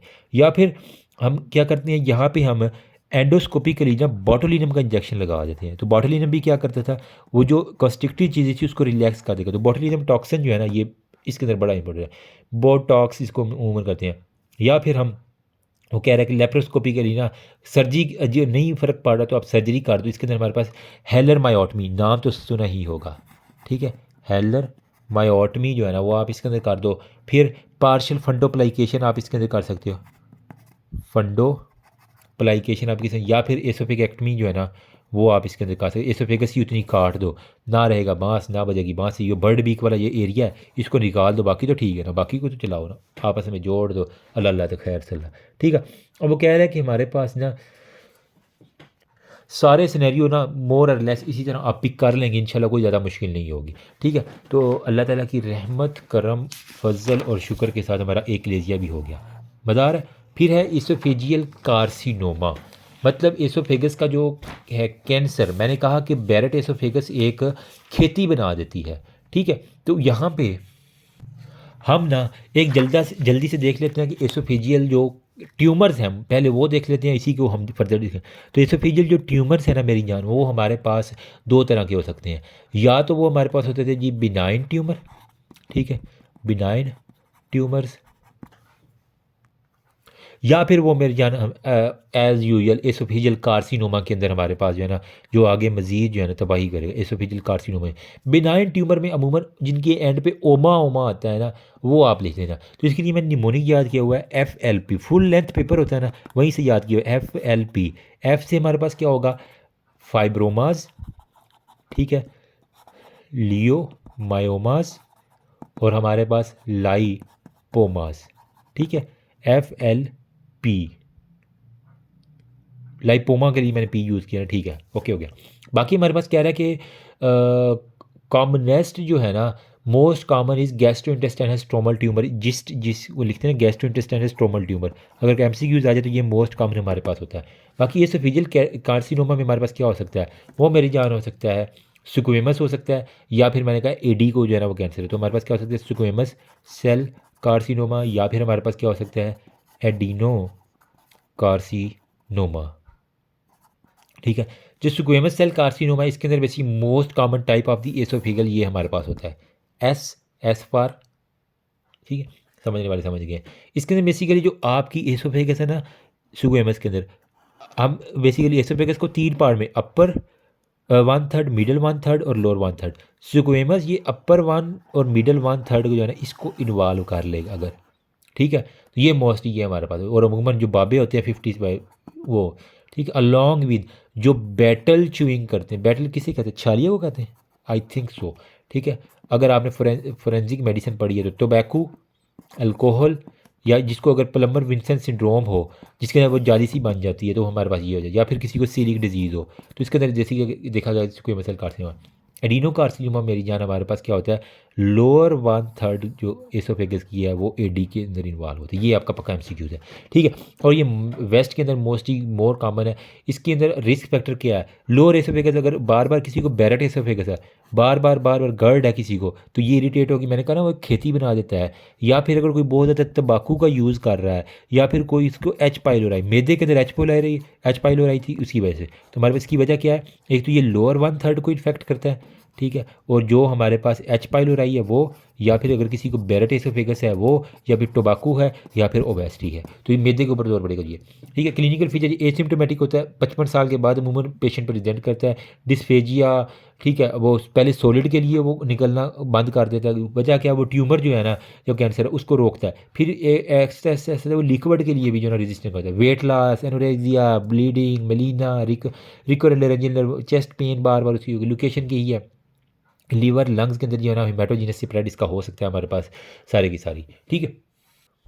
तो आपके पास एसोफेजियल कार्सिनोमा के बारे में आता है कि एक 55 साल जो है ना हैवी स्मोकर, आ गई बात तंबाकू वाली, ठीक है, 55 साल हैवी स्मोकर बंदा आता है, डिस्फेजिया फर पहले सॉलिड के लिए फिर लिक्विड के लिए उसको डिस्फेजिया हो जाता है, और वो कहते हैं उसका वेट लॉस है, तो कैंसर के अंदर मेरी जान वेट लॉस तो हमें कड़िंग होता है, ठीक है, ओवर द लास्ट 3 मंथ, बस इतना। अब वो पेल हो है साथ में इमेक्सिएटेड है with no detectable abnormality, possible क्या क्या हो सकता है आपका, आप कहते हैं कि मेरी जान उसको एसोफेजियल कार्सिनोमा हो सकता है, एसोफेजियल स्ट्रक्चर हो सकता है, या फिर एकलेजिया हो सकता है। अब ये डिपेंड करता है आप आगे जो हिस्ट्री और जनरल इन्वेस्टिगेशन करवाएंगे, आप इसके लिए क्या करवा लो, अपर जो GI है ना एंडोस्कोपी वो करवा लो, अगर तो उसको होगा तो आपको वहीं से पता चल जाएगा कैमरे के साथ, या फिर आप उसको बेरियम जो है ना वो निकलवा दो, बेरियम सेवेलो करवा दो। इसके अंदर वो कह रहा है कि एप्पल कोर जो है ना वो आपको बर्ड बीक एकलेजिया के अंदर थी, ठीक है, यहाँ पे हमने देखा ये बर्ड बीक या रैट टेल एकलेजिया के अंदर। अब एप्पल कोर, एप्पल का अगर छिलका काटो तो यूं यूं यूं आपको नजर आता है, जब आप उसको बेरियम खिलाओगे ना तो इसी तरह की आपको अगर चीज़ मिल रही है, जिस तरह सेब का छिलका काटा हुआ है यूं मैं कहता हूँ इसको, ठीक है, तो बेरियम से पहले अगर ये मिल गया तो एसोफेजियल कार्सिनोमा आपकी पक्की है। फिर आप एंडोस्कोपिक अल्ट्रासाउंड करवा लो, ठीक है, अल्ट्रासोनोग्राफी जो है वो करवा लो, CT थोरेक्स करवा लो, एब्डोमेन करवा लो, पेट स्कैन कर, ब्रोंकोस्कोपी करवा लो, ठीक है, और लेप्रोस्कोपी जो है ना वो करवा लो। ट्रीटमेंट क्या है आपकी, ट्रीटमेंट में यही है कि आप मेरी जान इसकी जो है ना वो पहले तो मेडिकल ट्रीटमेंट करवा लो, अगर नहीं हो रहा तो फिर आप इसके अंदर जो है ना वो सर्जरी जो है ना वो ट्रीटमेंट ऑफ द चॉइस है। एंडोस्कोपिक जो है ना वो डायलिटेशन आप इसके अंदर देख लो, एंडोस्कोपिक सब म्यूकोजल डाइसेक्शन वो कर दो, लेज़र मार दो, ठीक है, इससे आपकी हमारे पास हो जाएगी। तो अल्लाह ताला की रहमत करम फजल और शुक्र के साथ हमारा ये भी मोर और लेस हो गया। अब हम स्पीड पकड़ते जा रहे हैं आई थिंक, ठीक है। अब हमारे पास जी peptic ulcer disease PUD, peptic ulcer disease जो है ना इसके अंदर बेसिकली होता क्या है, PUD पहले देख लो। मतलब आपका जीआई जो है ना, गैस्ट्रोइंटेस्टाइनल, किसी भी पोर्शन के ऊपर जो है ना वो अल्सर बन गए, ठीक है। अब यूँ कह लें कि एपिथेलियल की डिसकंटिन्यूटी हो चुकी है, तो उसी वजह से अल्सर बनेंगे ना। अब formation of ulcer in any part of the GIT, और इसकी वजह क्या है, कोई भी गैस्ट्रिक सक्रीशन हद से ज़्यादा टपाटप बनना शुरू कर दी है, ठीक है। वो हो सकता है, या फिर जो म्यूकोज़ा है, अल्लाह पाक ने म्यूकोज़ा दिया है आपके डिफेंस के लिए। आपने पापड़, कुरकुरे, लेज़, इस तरह की चीज़ें खा खा के, ऊपर से कोला ड्रिंक पी के, और वो कहते हैं मसाले वाला लेज़ खाना है जी, अमूमन गर्ल्स गोलगप्पे खा खा के, खट्टा पानी उसको पी पी के, ये सारी की सारी बहुत सी गर्ल्स के अब मुंह में पानी आ रहा होगा यार। इम्पेयर्ड म्यूकोजल डिफेंस, उसका म्यूकोजा जो है वही तबाह कर दिया होता है। जब भी आप नेचर से छेड़खानी करोगे मेरी जान, ऐसे ही होगा। लोकेशन हमारे पास, अगर तो वो ड्यूडिनम जो है ना, ठीक है, पेप्टिक अल्सर डिजीज़ डी आ रहा है तो यहीं से याद कर लो कि ड्यूडिनम एमसीक्यूज में आता है कि first portion of the duodenum जो है ना वो मोस्ट कॉमन है पेप्टिक अल्सर डिजीज़ के लिए। इसके अलावा हाँ स्टोमिक भी हो सकता है, लेकिन स्टोमिक का भी कौन सा पोर्शन, ठीक है, ये ग्रेटर कर्वेचर है, ये लेसर, तो लेसर कर्वेचर सबसे ज़्यादा इन्वॉल्व हो, इधर जाकर ठा करके लगती है हर चीज़, ठीक है। और फिर कह लो गैस्ट्रो इसोफेजियल जंक्शन, ठीक है, गैस्ट्रो इसोफेजियल जो जंक्शन है ना वो हमारे पास है। फिर वो कह रहे हैं कि विद इन या एडजेसेंट टू द इलियल जो है ना, यू कह रहे हैं मैकल डाइवर्टिकुलम है, वो बात की बातें हैं। अब वजह क्या है, जो बहुत ज़्यादा एनसिड्स खा रहे हैं, एस्प्रीन की गोलियां हद से ज़्यादा टपाटप खा रहे हैं, अल्सर हो जाते हैं। And non steroid anti steroid खा रहे हैं हद से ज़्यादा, सिगरेट पी रहे हैं, स्मोकिंग, स्मोकिंग क्या, रेडिएशन एक तरह की जा रही हैं, वो जाकर ठा लगती हैं। या फिर किसी को एच पाइलोराई इन्फेक्शन, ये वन डॉक्टर अफान कैसेट लगा होता है ना, एच पाइलोराई, एच पाइलोराई, तो ये मेरी जान वो ठीक कह रहा होता है, ठीक है। इसके अंदर अब एच पाइलोराई बेसिकली है क्या, इसके बारे में थोड़ी सी बात करते हैं। यूँ कह लें कि हमारे पास ये ग्राम नेगेटिव और कर्ड जो है ना वो इस तरह करके जो है ना वो हमारे पास रॉड्स हैं, ठीक है, कर्ड थोड़े यूँ करके रॉड होते हैं, और ये स्ट्रॉन्गली एसोसिएटेड है पेप्टिक अल्सर डिजीज़ से, ठीक है। पी से हमारे पास पेप्टिक है, डी से ड्यूडिनम है, और पी से हमारे पास एच पाइलोराई, याद कर लो कि एच पाइलोराई जो है ना वो इसका बहुत ज़्यादा एसोसिएशन है इसके साथ, ठीक है, चाइल्डहुड में। और ये कैसे आता है, फीको ओरल रूट से हमारे पास। अमूमन ये गटरों का पानी जो है ना, अगर किसी को और को एच पाइलोराई है और अमूमन गोलगप्पे वाले ने गटर का पानी अंदर डाल दिया गर्ल्स, तो फीको ओरल रूट या ओरल रूट। अब ओरल रूट क्या है, यही है कि सांस में तेरी सांस मिले, जब मुझे सांस आए, मुझे सांस आए, जिसे क्या कहते हैं, फ्रेंच किस कहते हैं। अगर उसकी बीवी को है और वो हस्बैंड कर रहा है, या फिर ये अगर आप वेस्ट में काम कर रहे हो तो फिर गर्ल फ्रेंड और बॉय फ्रेंड जो है ना वो ज़ुबान से ज़ुबान मिली और फिर एच पाई ला रहा है, इधर से उधर, उधर से इधर, मज़े आ गए एच पाई लड़ाई के भी। वो भी कहता होगा अजीब अजीब टेस्ट आ रहे हैं। अच्छा करता क्या है, चला जाए, ये मेरी जान हमारे पास करता क्या है, ये इसके पास होता है यूरिएज इंजाइम, ये बड़ा ख़तरनाक है, ठीक है। हमने एक्चुअली में इसको रोकना है, अगर ये ना रुके तो ये क्या करता है, जो आपका गैस्ट्रिक एसिड है ना उसको ये अमोनिया, ठीक है, और CO2 कार्बन डाइऑक्साइड में तब्दील कर देता है। और जब ये बनते हैं तो बॉडी कहती है ये क्या गंद मेरे अंदर डाल दिया तुमने, ठीक है। वो हमारे पास प्रो इन्फ्लामेटरी साइटोकाइंस जो है ना, जिसके अंदर यूँ कह लें कि इंटरल्यूकन 1 और ट्यूमर नेक्रोटिक फैक्टर्स, ये सेक्रीट करना शुरू कर देती है। जब ये सेक्रीट होंगे तो वहाँ पे हर चीज़ जो है ना तबाह बर्बाद होगी। यहाँ पे वो कह रहा है कि हमारे पास है ना वैक ए और कैग ए, ठीक है, उसने लिखा हुआ है वैक्यूलेटिंग साइटोटॉक्सिन ए, जिसे वो वैक ए के नाम से याद करते हैं। और इसके अलावा हमारे पास साइटोटॉक्सिन एसोसिएटेड जीन कैग ए, या फिर हमारे पास कुछ एडियन और कुछ इन्फ्लामेटरी प्रोटीन्स OIPA प्रोटीन्स जो है ना हमारे पास इसके साथ एसोसिएटेड होती हैं। वो हद से ज़्यादा क्या करती हैं, HCl निकालती हैं, और इसकी वजह से हमारे पास क्या होता है, जब हद से ज़्यादा एसिड आएगा तो वो मेरी जान तबाही तो करेगा। क्लिनिकल फीचर यही है, उसके बर्निंग पेन होगी, जब उसकी हर चीज़ तबाह होगी, कुछ खाएगा ख़त्म, ठीक है। और पेन रात के वक्त, अगर उसको ड्यूडिनम क्या है तो स्टोमिक से जाते जाते जो ही ड्यूडिनम में खुराक पहुंचेगी तो रात को सोते सोते अचानक से पेट में दर्द होगी, ठीक है। उसकी माँ थी कि डॉक्टर साहब मेरे बेटे को ना रात को सोए सोए जो है ना वो दर्द होना शुरू हो जाती है पेट के अंदर, तो मेरी जान यही है हमारे पास, ठीक है। तो नाइट के ऊपर जो है ना उसको जो है ना वो हमारे पास गैस्ट्रिक पेन जो है ना वो होती है। फिर पेन जो है ना वो अल्सर की वजह से एग्रीगेटेड फूड, जिस जिस तरह खुराक खाता जाएगा वो अल्सर के ऊपर लगती जाएगी स्पाइसी फूड, और वो खुराक के साथ बढ़ती जाएगी, वो खाना भी नहीं छोड़ देता है, ठीक है। और अगर तो उसको जो है ना वो गैस्ट्रिक अल्सर है, देखो ना, अगर तो गैस्ट्रिक अल्सर है तो उसने खुराक खाई है तो फ़ौरन से जाके जो है उसने अल्सर के ऊपर लगी। और तो गैस्ट्रिक अल्सर में फूड के साथ पेन इंक्रीज़ होती है, लेकिन अगर ड्यूडिनल अल्सर है तो यहाँ पे बंद हो जाएगी, आगे सारा रिलीफ मिल जाएगा उसको। तो फूड के साथ अगर उसको पेन कम हो रही है तो इसका मतलब वो ड्यूडिनल अल्सर है, अगर फूड के साथ ज़्यादा हो रही है तो गैस्ट्रिक अल्सर है। मज़ा आया नहीं आया? इतनी बात काफ़ी है, ठीक है। फिर वो कह रहे हैं कि पेन में भी refer to the back, even को पीछे की तरफ डर्माटोमल जो है ना वो बैक की तरफ इस्तेमाल हो सकती है, चेस्ट की तरफ जा सकती है, वोमिटिंग हो सकती है, वेट लॉस हो सकता है, सारी की सारी हो सकती है, ठीक है। बाकी वो कह रहे हैं कि ब्लीडिंग जो है ना वो मोस्ट कॉमन है इसके अंदर गैस्ट्रिक अल्सर में। जो हमारे पास ब्लीडिंग है ना, यहाँ पे अब खून भी निकलना है, ठीक है। तो हमारे पास जो लेफ़्ट गैस्ट्रिक आर्टरी है, ठीक है, वो गैस्ट्रिक अल्सर में हमारे पास ज़्यादा कर। इसके अलावा ड्यूडिनल अल्सर के अंदर हमारे पास क्या है, गैस्ट्रो ड्यूडिनल जो आर्टरी है ना वो हमारे पास मोर कॉमन। बाकी परफोरेशन हो फट सकती है, ऑब्स्ट्रक्शन हो सकती है, पैंक्रियाटाइटिस हो सकता है, वो बाकी सारी की सारी। डायग्नोसिस में क्या करेंगे, हमारे पास एंडोस्कोपी करवा लो, ठीक है, वो आपके पास, या फिर स्क्रीनिंग करवा लो एच पाइलोराई के लिए, हमारे पास वो सारी की सारी हमारे पास हो जाती हैं।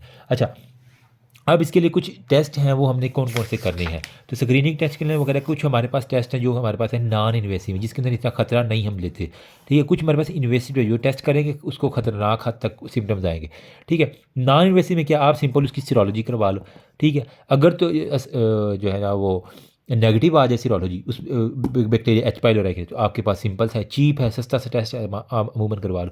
साथ में आप करो, हमने कहा CO2 बनाता है, तो आप यूरिया ब्रेथ टेस्ट कर लो मेरी जान, उसके अंदर अमोनिया और यूरिया CO2 देख लो। फीकल एंटीजन जो है ना वो आप इसके अंदर देख सकते हो, ठीक है। उसके पखाने के अंदर वो जो उस बैक्टीरिया के लिए एंटीजन आए हुए हैं वो हम चेक कर लेते हैं, ठीक है। तो बाकी ये दो टेस्ट महंगे हैं, बाकी ये जो सीरोलॉजी वाला है वो हमारे पास सस्ता है। बाकी इन्वेसिव में क्या होता है, एंडोस्कोपी, जब भी आप कैमरा डालोगे तो कोई फ़ॉरेन चीज़ डाल रहे हो मेरी जान, ये लेकिन एक्यूरेट बहुत ज़्यादा है। फिर रैपिड यूरिएज टेस्ट जो है ना वो आप कर सकते हो, क्विक है लेकिन ये भी इन्वेसिव, इसकी सेंसिटिविटी लो है। बाकी माइक्रोबियल कल्चर जो है ना गोल्ड स्टैंडर्ड है, जो बैक्टीरिया उसका आप कल्चर करा लो, अगर वही कल्चर ग्रो कर गया तो मतलब ठीक है। अब आ गया जी एच पाइलोराई पॉजिटिव। तो डॉक्टर इरफान कैसर की अगर कोई वीडियो देखना तो वो कहता है कि इसकी इरेडिकेशन करनी है। तो हमारे पास दो तरह से इरेडिकेशन हम इसकी कर सकते हैं, एक हमारे पास होता है ट्रिपल थेरापी, एक हमारे पास होता है क्वाड्रिपल थेरापी, ठीक है। तो हम ये थेरापियाँ दे के जो है ना इसको चेक कर लेते हैं।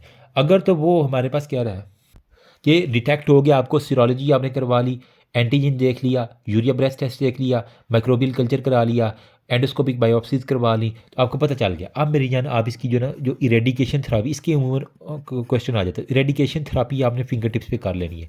वो कह रहा है हम ना जो प्रोटॉन पंप इनहिबिटर है, ओमेप्राजोल जोल वाले हैं जो, ये दे के हम इसके साथ क्या कर देते हैं, दो एंटीबायोटिक्स कोई भी अच्छे वाली लगा सकते हैं, ठीक है। जिसके अंदर हो सकता है एमॉक्सिसिलिन आ सकती है, ठीक है, क्लैरिथ्रोमाइसिन आ सकती है, मेट्रोनिडाजोल आ सकती है, टेट्रासाइक्लिन आ सकती है, ठीक है। और साथ में जो कह लें कि बिस्मथ, ये कम्बिनेशन हमें एक बना के दे देना और 10 से 14 दिन के अंदर तो यूँ कह लें कि वो हमारे पास मोस्टली इरेडिकेट हो जाया करता है। अब इसकी जो रेजमन है ना वो कह रहा है हमारे पास ट्रिपल रेजमन भी हो सकती है, या फिर हमारे पास क्वाड्रपल जो है ना वो हमारे पास रेजमन में। ट्रिपल रेजमन में क्या होता है, आप एक तो ओमेप्राजोल देते हो, मैंने कहा ना कि प्रोटॉन पंप इनहिबिटर, इनमें से एक लगा दो ओमेप्राजोल, ये दे दो। साथ में इसमें से ये क्लैरिथ्रोमाइसिन लगा दो, क्लैरिथ्रोमाइसिन, ठीक है। साथ में ये एमॉक्सिसिलिन लगा दो, ठीक है, एमॉक्सिसिलिन, ठीक है, ये आप लगा दो। और ये आपने दिन में 2 मरतबा ये कम्बिनेशन। ओमेप्राजोल कितनी देनी है, 20 रुपये की, यूँ कह लो ओमेप्राजोल 20 mg की दे देनी है। 500 की आपकी एंटीबायोटिक्स आती है, और 1 रुपये की आपने A1 1 mg वाली 1 ग्राम वाली सॉरी एमॉक्सिसिलिन दे देनी है। तो इसका है हमारे पास है आर्मी चीफ है ना, COAS क्वास लिखते हैं, चीफ ऑफ आर्मी स्टाफ, तो यहीं से आते हैं। चीफ ऑफ आर्मी स्टाफ को हमने इरेडिकेशन थेरापी देनी है प्रोटॉन पंप इनहिबिटर की।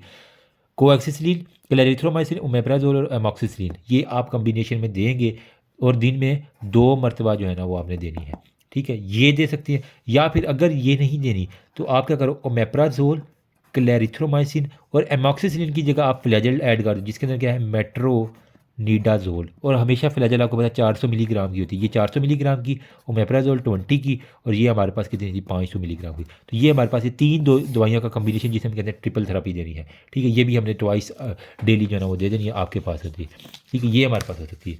तो कोएस के अंदर हमारे पास एक ही जगह फिर एम कर दो, कॉम कर दो, कोएस की जगह यहाँ पे कॉम कर दो, ये थेरापी दे दो या दे, इसको हम ट्रिपल थेरापी कहेंगे। क्वाड्रिपल में हमने 4 गोलियाँ देनी है, इसके अंदर वो कह रहा है कि अगर 14 दिन तक आपने दिया है, फेलियर हो गया एरेडिकेशन थेरापी, आपने ये पूरी थेरापी दी, फेल हो गई, फिर आप क्वाड्रिपल के ऊपर चले जाते हैं। इसके अंदर आपने क्या करना है, बिस्मिल्लाह पढ़ के शुरू करनी है। तो बिस्मत मैंने यूँ याद है, बिस्मिल्लाह पढ़ के क्वाड्रिपल थेरापी, बिस्मत चिलेट जो है ना वो आपने देना है।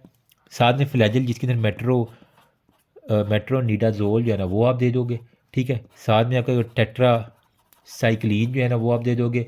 फिर आप साथ में क्या करोगे, प्रोटॉन पम्प इनहिबिटर, इनमें से आप कोई भी ओमेप्राजोल शोल वो दे दोगे। तो ये 4 गोलियाँ बिस्मत बस इसमें ऐड कर दो, साथ में TM, ठीक है।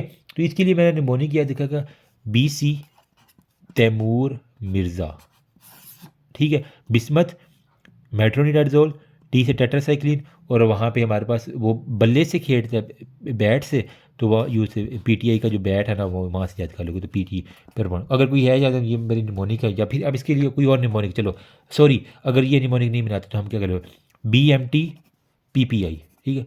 पाकिस्तान पीपल पार्टी को TTMBM,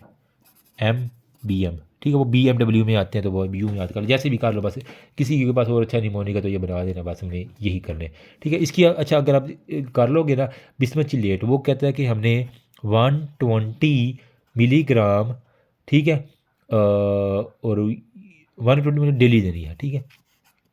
और साथ में मेट्रोनिडाजोल जो है वो 400 मिलीग्राम वाली, हमें पता फ्लैजल, टेट्रासाइक्लिन आपने कितनी देनी है, 500 वाली दे देनी है, ठीक है। और जो प्रोटॉन पम्प इनहिबिटर है वो हमारे पास क्या है, 20 वाली है, 40 वाली जो है, जो भी आप दे दो। और ये हमने 14 दिन के लिए जो है ना वो आपने 14 डेज़ के लिए देनी होती है, तो आपके पास जो है ना वो हो जाती है। फिर जब ये थेरापीज़ दे ली है, इसके बाद आपने चेक कैसे करना है कि आया कि 14 दिन के बाद रेडिकेट हुआ या नहीं हुआ। आप सिंपली जो है ना वो ब्रेथ टेस्ट करवा लो, यूरिया ब्रेथ टेस्ट करवा लो, ठीक है। फिर स्टूल के अंदर देख लो उसके कोई एंटीजन तो नहीं आ रहे, देख लोगे। अगर टेस्ट पॉजिटिव है और एक्टिव इन्फेक्शन है, अगर वो मतलब कि आपकी इरेडिकेशन नहीं हुई, अगर ये नेगेटिव आ जाए मतलब फिर आपका ठीक हो गया, टन, ठीक है। ये हमारे पास हो जाता है जी, ये सारी कहानी की। अगर हमारे पास कोई भी ये H. पाइलोराई आ गया तो इसकी वजह से इन्फेक्शन है, तो इसको हम इरेडिकेट भी साथ कर लिया। अगर H. पाइलोराई वजह नहीं है, कोई और वजह है मेरी जान, वजह यूँ कह लें कि उसके एसिड बहुत ज़्यादा आ रहा है, तो आप उससे कहो कि गोलियाँ कौन सी खा रहे, अगर वो एस्प्रीन वगैरह खा रहा है तो वो एस्प्रीन छुड़वा दो, ठीक है। प्रोटॉन पानी ही बेटर देता ताकि उसकी एसिड ही कम निकले। साथ में जो है ना वो लाइफ स्टाइल के चेंजेस करवा दो, अगर सिगरेट पी रहा है बॉयज़ तो वो रुकवा दो, ठीक है। वह फिर सर्जरी करवा दो। फिर वो कह रहा है पोरफाइलेक्टिकली हमें जो है ना वो अगर पेशेंट को रिक्वायर है, वो लाजमी खाना चाह रहा है एंड तो फिर हम उसकी हिस्ट्री लेके इसके अंदर कोई और इसकी अल्टरनेट क्लोपिडोग्रेल वगैरह वो हम दे सकते हैं, ठीक है। अब वो कह रहा है कि पेप्टिक अल्सर डिजीज़ अगर नहीं ठीक हो रहा, अगर इतना अल्सर है तो कि हमें सर्जरी करनी पड़े, तो फिर आप क्या करोगे। सर्जरी के लिए वो कह रहे हैं कि एमरजेंसी जो है ना वो कब हमने सर्जरी, जब अल्सर जो है फट जाए, परफोरेशन आपको आ जाए, या फिर वहाँ से खून निकल जाए, हेमरेज आ जाए।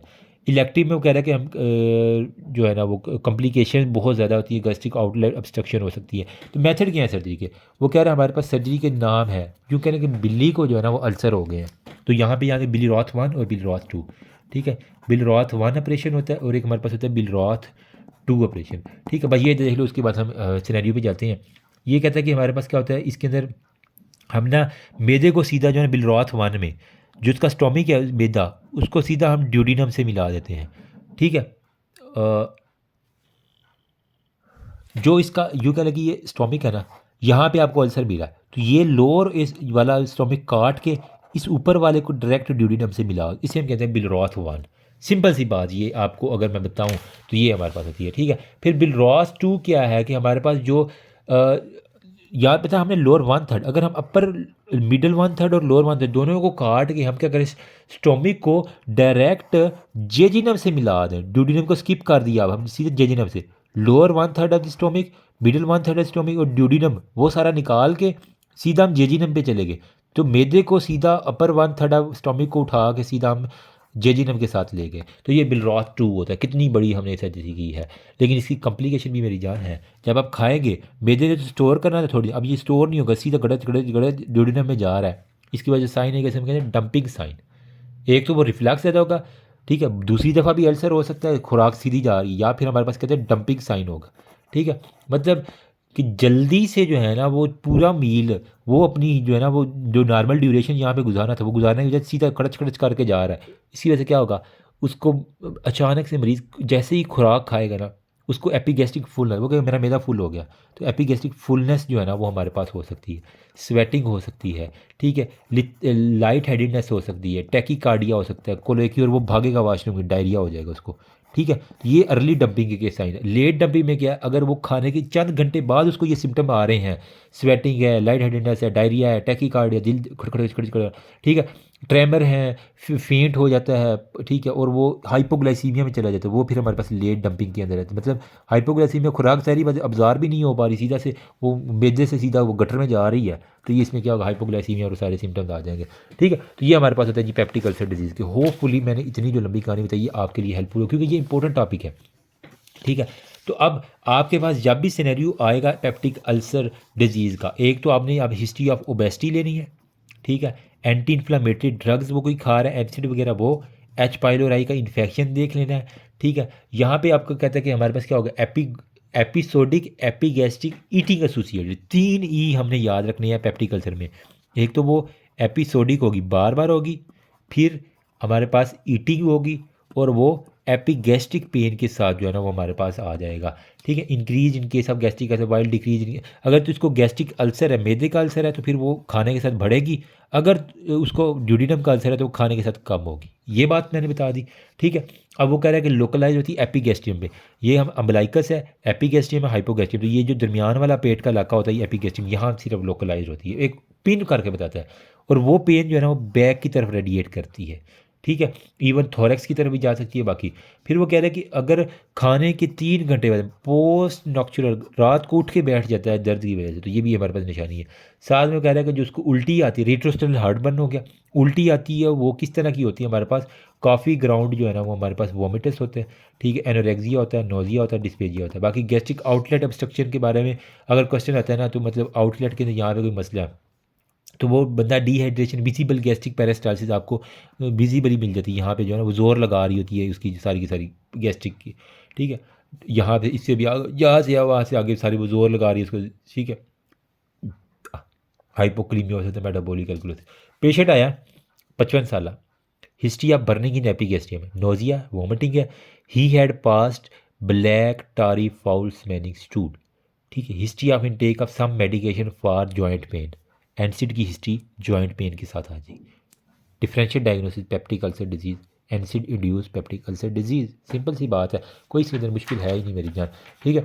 तो आपने अब इसके अंदर H pylori infection, cigarette, gastric hyper acidity, chemical कोई इंजेक्शन है या अल्कोहल है, ठीक है। तो यही है कि उसको या पैंक्रियाटाइटिस होता है या कार्सिनोमा या फिर एक्यूट गैस्ट्राइटिस जो।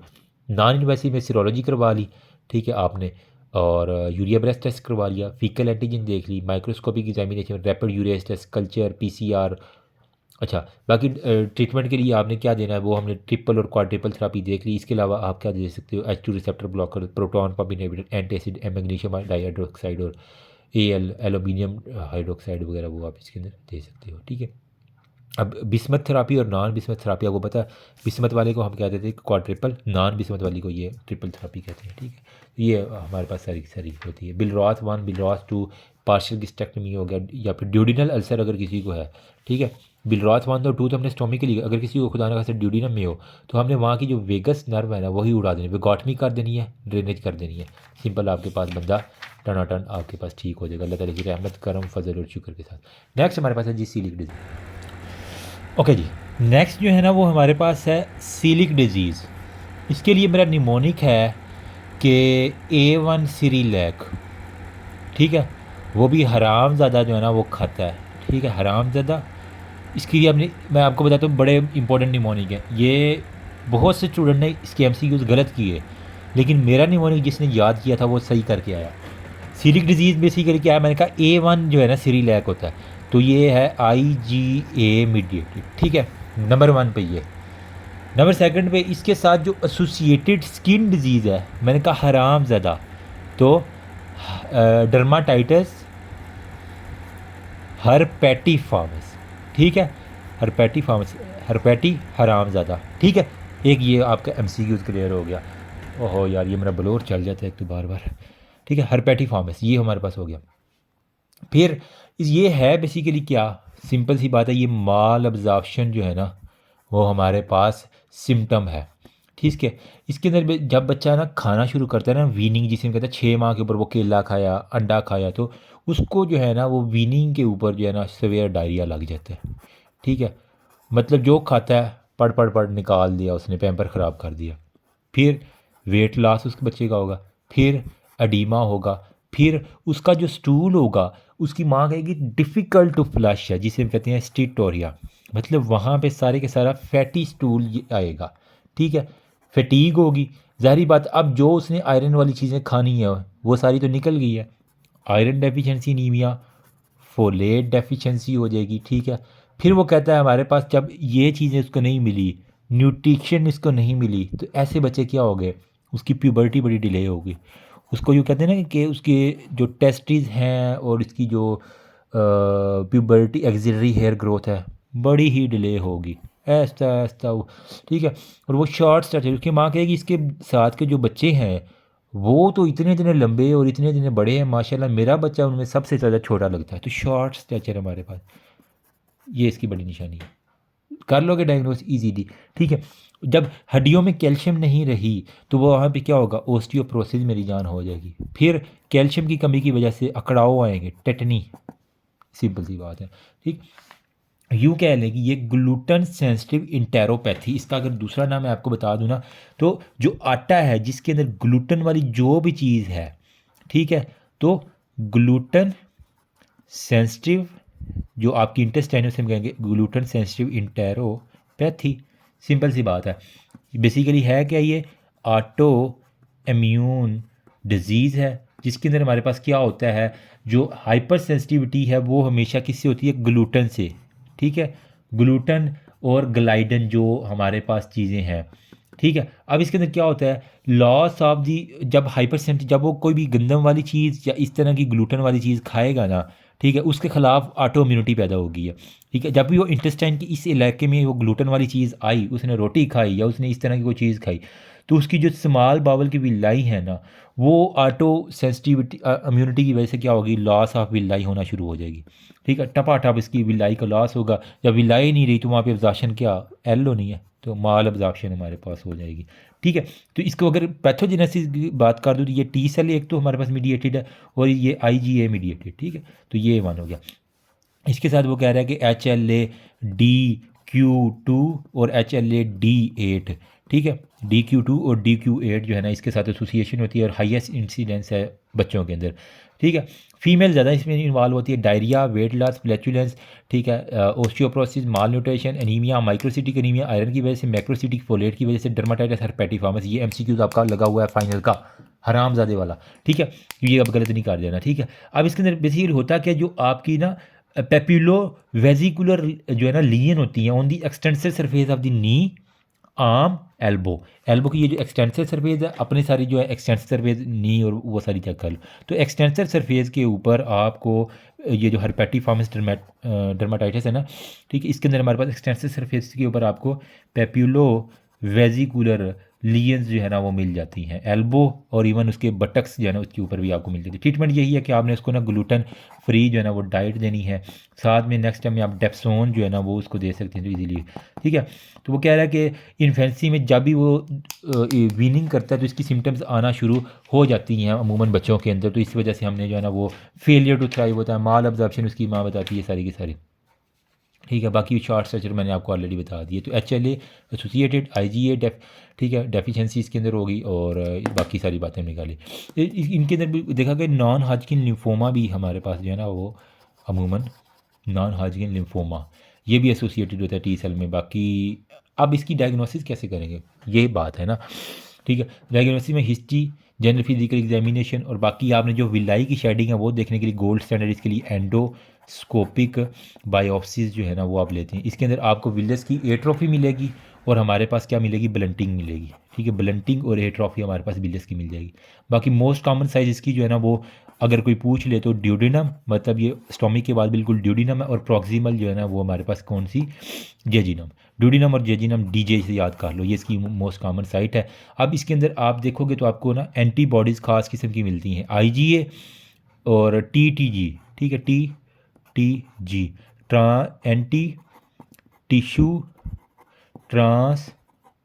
ग्लूटामिनेज आईजी एंटीबॉडीज़ ये मिल जाएंगी, या फिर एंडोमाइसियल, ठीक है, वो एंटीबॉडी, या फिर एंटी ग्लाइडन आईजीए एंटीबॉडीज़ ये आपको मिल जाती हैं। तो बस सिंपल सी बात, आपके पास डायग्नोसिस हो गया।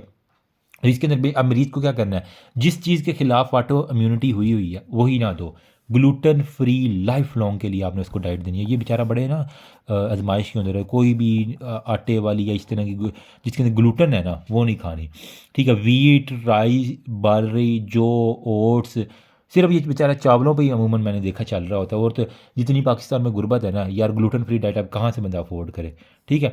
बार्ली, जोज वगैरह वो बेचारे अफोर्ड करते हैं। साथ में वो कह रहा है कि आयरन की डेफिशिएंसी है, बाहर से देना पड़ता है, फोलेट देना पड़ता है, कैल्शियम। और मैंने देखा मोस्टली जो गरीब गुरबा के लिए है ना, चलो अमीर तो फिर भी ग्लूटेन फ्री आजकल बेकरियाँ भी बन गई हैं, लेकिन जो नहीं अफोर्ड कर पा रहे वो बेचारे यही करते हैं कि फिर जितनी हो सकती है कार कुर के बच्चा टाइम से जो है ना अल्लाह के हवाले हो जाता है। मैंने देखा है ये, ठीक है, कि कॉर्टिकोस्टीरॉइड इम्यूनोथेरेपी भी देने हैं तो कोई इतना फ़र्क नहीं पड़ता, ठीक है। तो ड्यूडिनोजेनिनल बायोप्सी आपने देखना है बस आपने, बाकी वेजिटेबल खिलाते रहो, फ्रूट खिलाते रहो, वही है, राइस खिलाते रहो, गोश्त खिला दो, डेयरी प्रोडक्ट्स जो है ना वो थोड़ी सी चल सकती है। बाकी अल्कोहल आप बिल्कुल भी नहीं दे सकते आपके पास जी, हमारे पास सीलिक डिजीज़ के बारे में मोर देन इनफ है। अगर आप ये कर लोगे इंशाल्लाह कोई सवाल क्वेश्चन क्लियर गलत ही नहीं होगा, ठीक है। आपके पास आती है जी 45 साल ओल्ड फीमेल, हिस्ट्री है उसको लूज मोशन की लास्ट 6 मंथ से, बल्कि पेल और यूँ कह लें कि स्टूल आते हैं जो कि डिफ़िकल्ट टू फ्लश हैं, ठीक है। उसके अंदर कोई म्यूकस नहीं है नहीं, लेकिन बोन पेन उसको होती रहती है। साथ में कह रहे जनरलाइज्ड वीकनेस है, वेट लॉस उसको बहुत ज़्यादा हो रहा है, और पेल है, एडिमा फिट है, और हमारे पास डिस्टेंटेड एब्डोमेन है, ठीक है। तो सीलिक डिजीज़ की मॉल ऑब्जॉर्प्शन सिंड्रोम की पक्की पक्की निशानी है कि हमारे पास मोस्टली आ जाती है, ठीक है। वो छोटे बच्चों में होती है लेकिन बड़ों में भी ये अब लेट प्रेजेंटेशन में आपके पास पता होनी चाहिए, ठीक है। नेक्स्ट हमारे पास आ जाता है जी किधर गया यार मेरा चार्ट, ये वाला, अल्लाह ताला की रहमत करम फजल और शुक्र के साथ ये भी हमारे पास हो गया। सूडो मेम्ब्रेन कोलाइटिस,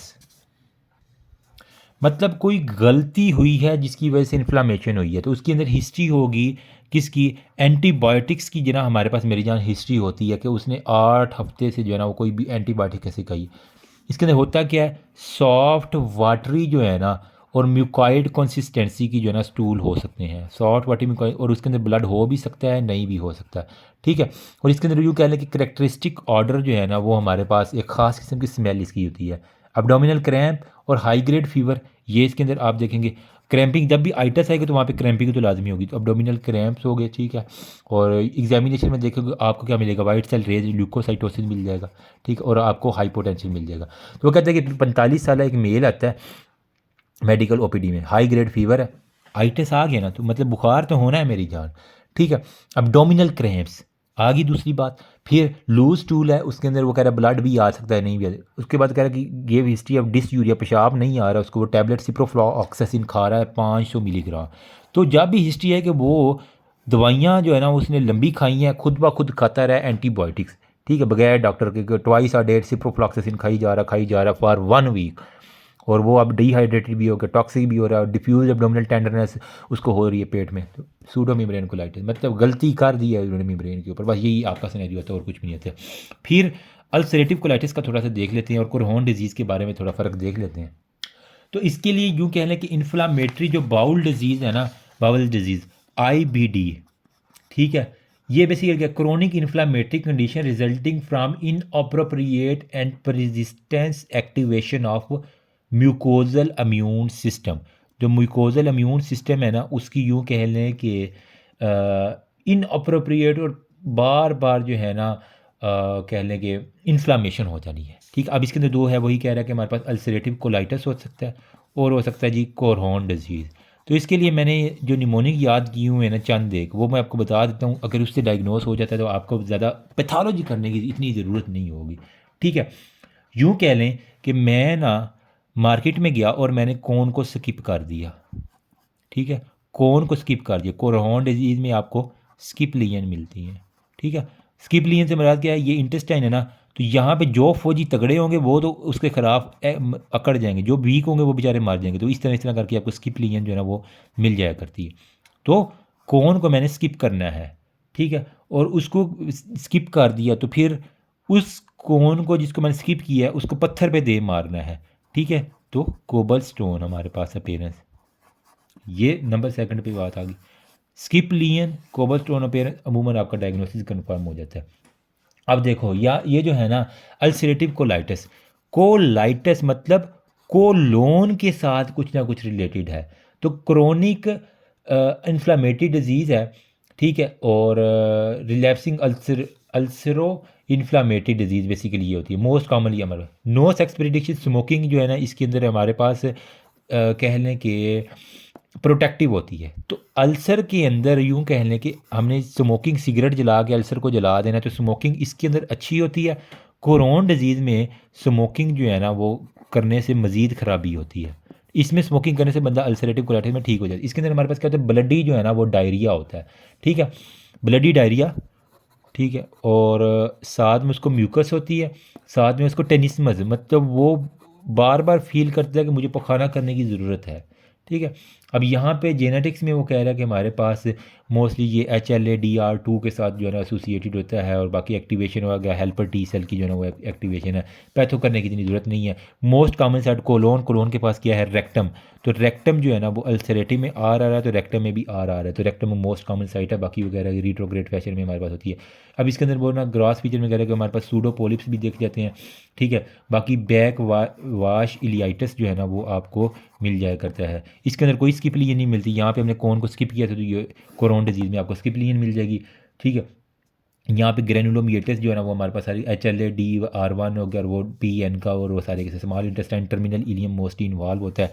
यहाँ पे रेक्टम था, यहाँ पे हमारे पास मोस्टली जो है ना वो कोरोन में टर्मिनल इलियम इन्वॉल्व आपको दिख जाता है, ठीक है।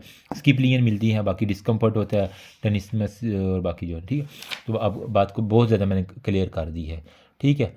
और अच्छा, यहाँ पे एक जो MCQ अल्सरेटिव कोलाइटिस में आपको लेड पाइप जो है ना वो अपीयरेंस मिलती है जहाँ पे लॉस होती है, ठीक है। यहाँ पे आपको स्ट्रिंग अपीयरेंस, जिस तरह डोर होती है ना वहाँ इस तरह की बस अपीयरेंस मिलती है। तो स्ट्रिंग भी नहीं है, कौन स्किप करना है, पत्थरों पे मारना है, स्मोकिंग से जो है ना वो आपने माल में जाके नहीं करनी, क्योंकि आप माल में गए और स्किप किया तो आपको किसी भी बड़े माल में सिगरेट नहीं पीने देते, तो कभी भी आपने कोरोना डिजीज़ में सिगरेट नहीं पीनी, और बाकी आपको बच्चों वाली बात है, ठीक है। तो आपके पास अब सिनेरियो आता है कि chronic diarrhoea mixed with fresh blood और म्यूकस है, ठीक है, टेनिस्मस है, क्रैम्पी एब्डोमिनल पेन है, स्किप लियन है, ठीक है। और नहीं स्किप नहीं, कॉन्टीन्यूस लियन है। इसके अंदर हमारे पास कॉन्टीन्यूस लियन होती है, स्किप हमने कोन में की थी, ठीक है। कॉन्टीन्यूस लियन अगर आ रही है, क्रोनिक डायरिया आ रहा है, फ्रेश ब्लड आ रहा है, मैंने कहा ब्लडी डायरिया, फ्रेश ब्लड आ गया, वेट लॉस, डिहाइड्रेशन, बहुत बाकी बच्चों वाली बात है ना, ठीक है। स्टूल टैकीकार्डिया, एनीमिया, बाकी तो आपके पास सीधे सीधे सिनेरियो किसका है, अल्सरेटिव कोलाइटिस का। तो इसके अंदर कॉन्टीन्यूसली इनका बस एक लफ्ज़ याद रख लेना, तो आपके पास डायग्नोसिस इजीली हो जाएगा, ठीक है। अब इसके अंदर क्या करने हैं, इन्वेस्टिगेशन, फार्माकोलॉजिकल थेरापीज़ वो सारी हम थोड़ी सी देख लेते हैं। वो कह रहा है कि इसके अंदर आप एक तो स्टूल फ्रीक्वेंसी जो है ना, अगर किसी को बहुत ज़्यादा अल्सरेटिव कोलाइटिस है ना, तो मैं इसको बता देता हूँ। अल्सरेटिव कोलाइटिस के अंदर किसी को बहुत, मैंने कहा टेनिस्मस है, बार बार जाएगा पखाना करने, stool frequency greater than 6 time per day, मतलब वो चलो दिन में हम 5 मरतबा नमाज़ पढ़ती हैं, चलो 5 मरतबा तो समझ आती है जी, वाशरूम में गया, इस्तिंजा किया, चलो जो भी है, ठीक है। लेकिन अगर वो 12-12 दफ़ा वाशरूम जा रहा है, तो इसका क्या, हर आधे घंटे के बाद वो, हर 2 घंटे के बाद वाशरूम जा रहा है, हर फिर इवन के कोई तो 20-20 मरतबा भी जा रहे होते हैं, तो इतना इसके अंदर होता है, ठीक है। स्टूल फ्रीक्वेंसी बढ़ी हुई होती है, पल्स उसकी जो है ना वो 90 से भी बढ़ गई होती है, टेम्परेचर उसको जो है ना वो बढ़ा हुआ होता है, 100 फ़ारेनहाइट के ऊपर आपको मिलेगा। हीमोग्लोबिन अगर लेस देन 10 है, ब्लडी डायरिया हो रहा है, ESR उसका बढ़ा हुआ है 30 से जो है ना MM(H) से ज़्यादा है तुम्हारे पास। तो अब इसके अंदर आप क्या करेंगे, जो इन्फ्लामेटरी कोलाइटिस है, तो इन्फ्लामेशन को रिमूव करने के लिए एंटी इन्फ्लामेटरी जो वो दे दो, और हमारे पास क्या करो, इम्यूनोसप्रेसिव जो है ना वो आप इसकी दे दो, ठीक है। इसके अंदर अब क्या है, अमाइनो सेलिसाइक्लेट ASA आप दे दो, ठीक है। जिसके अंदर हमारे पास क्या आता है, सल्फासेलाजीन जो है ना वो मोस्टली आपने सुना होगा, तो ASA अमाइनो सेलिसाइक्लेट, साथ में आप स्टीरॉयडल थेरेपी, ग्लूकोकार्टिकाइड, इन्फ्लामेशन के लिए ग्लूकोकार्टिकाइड ही देते हैं, प्रेडनिसोलोन, हाइड्रोकार्टिसोन, ठीक है, वो आप इसके अंदर दे दो। फिर मेथोट्रिक्सेट जो है ना वो आप इसके अंदर दे दो, साइक्लोस्पोरिन दे दो, anti TNF anti tuber necrotic factors वो दे दो, एंटीबॉडीज़। फिर आप इसके अंदर अगर एंटी डायरियल जो है ना वो आप इसके अंदर दे दोगे, ठीक है। और एंटीबायोटिक्स जो है ना वो आप थेरापी इसके अंदर दे दोगे, तो आपके पास जो चीज़ें हैं वो काफ़ी हद तक सेटल हो जाया करती हैं। ठीक है, बाकी वो कह रहा है कि अगर मैनेजमेंट करनी है तो ब्लड एग्जामिनेशन में CBC ESR वो बाकी बच्चों वाली बात है, लेफ्ट RFT वो करवा लेंगे। ठीक है, और ये एसोफेगोस्कोपी में सिग्माइडोस्कोपी कोलोनोस्कोपी आप इसके अंदर कर सकती हो। ठीक है, सिग्माइडोस्कोपी और कोलोनोस्कोपी आप सिंपल परफॉर्म करोगे, और जो म्यूकोज़ा है उसकी आप एंडोस्कोपी में वहाँ से बायोप्सी ले लो, आपको पता चल जाएगा एक्चुअल चल क्या रहा है। ठीक है, ट्रीटमेंट में जनरल में यही है कि जो उसको न्यूट्रिशन की लॉस हुआ है ना, पेरेंटल न्यूट्रिशन IV आपने देना, ब्रॉड स्पेक्ट्रम एंटीबायोटिक्स, डिहाइड्रेशन को ठीक करो, इलेक्ट्रोलाइट को ठीक करो, ASA अमाइनोसैलिसाइलिक एसिड स्टीराइडल साथ में।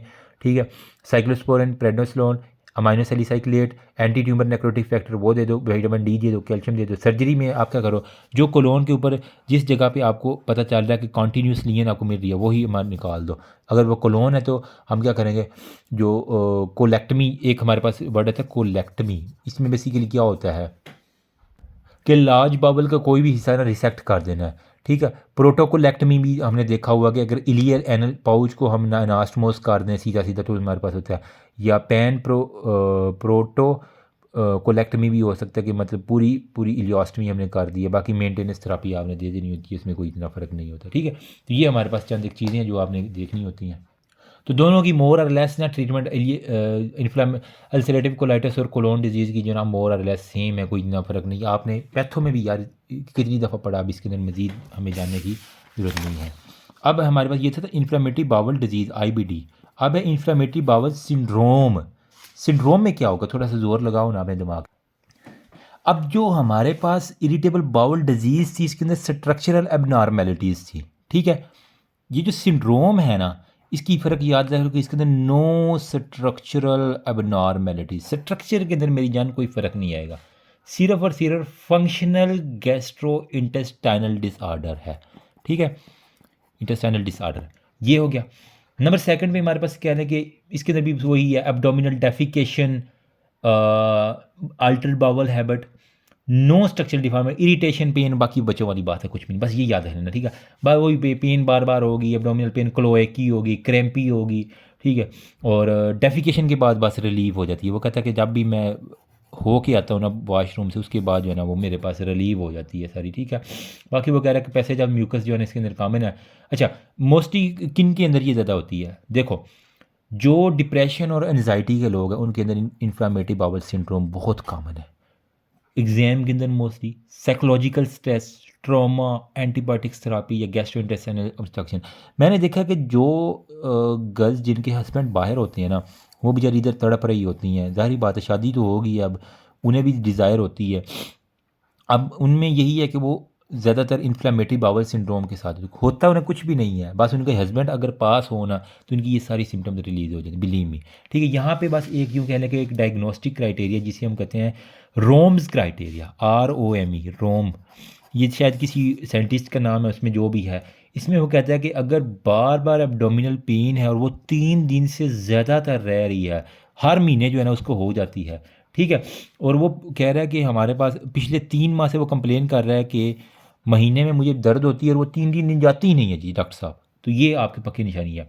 ठीक है, अलॉन्ग विद नीचे वाली जो 2 सिम्टम है वो इसके अंदर आएंगी। वो कह रहा है कि इम्प्रूवमेंट आफ्टर डेफिकेशन, जब वो पखाना कर लेता है तो उसके बाद वो दर्द उसकी ठीक होती है हमेशा। और कह रहा है कि ऑनसेट जो है ना वो हमारे पास एक तो फ्रीक्वेंसी, मतलब पहले अगर वो 2 दफ़ा जाता था अब 6 दफ़ा जा रहा है, फ्रीक्वेंसी ऑफ स्टूल उसके साथ, और अपीयरेंस ऑफ द स्टूल, कभी कहता है कि मेरे पखाने का रंग अजीब होता है, कभी अजीब बदला बदला रंग मुझे हर दफ़ा नज़र आ रहा है। तो वाशरूम होने के बाद ठीक हो जाना, फिर पेन का ठीक हो जाना, फिर उसका कलर और उसकी फ्रीक्वेंसी, ये 3 चीज़ें रोम्स क्राइटेरिया में आ रही है। बाकी वो कह रहा है कि पिछले 3 माह से हर महीने उसको दर्द हो रही है, इतनी सवेयर है कि वो 3 माह जो है ना वो चल रही है। तो ये हमारे पास ये है हमारे पास रोम्स क्राइटेरिया, बस इतनी बात याद रख लेना। तो recurrent colicky abdominal crampy pain defecation के बाद रिलीव हो जाए, alternative episode of diarrhoea constipation, कभी उसको डायरिया कभी कॉन्स्टिप, डायरिया कॉन्स्टिपेशन, ब्लॉटिंग और स्ट्रेस के साथ एसोसिएटेड है। आपके पास आता है कि जी एक हमारे पास सॉफ्ट इंजीनियर है, वो ऑन एंड ऑफ डायरिया के साथ आता है। तो ये ऑन एंड ऑफ डायरिया मेरी जान इसी के साथ है।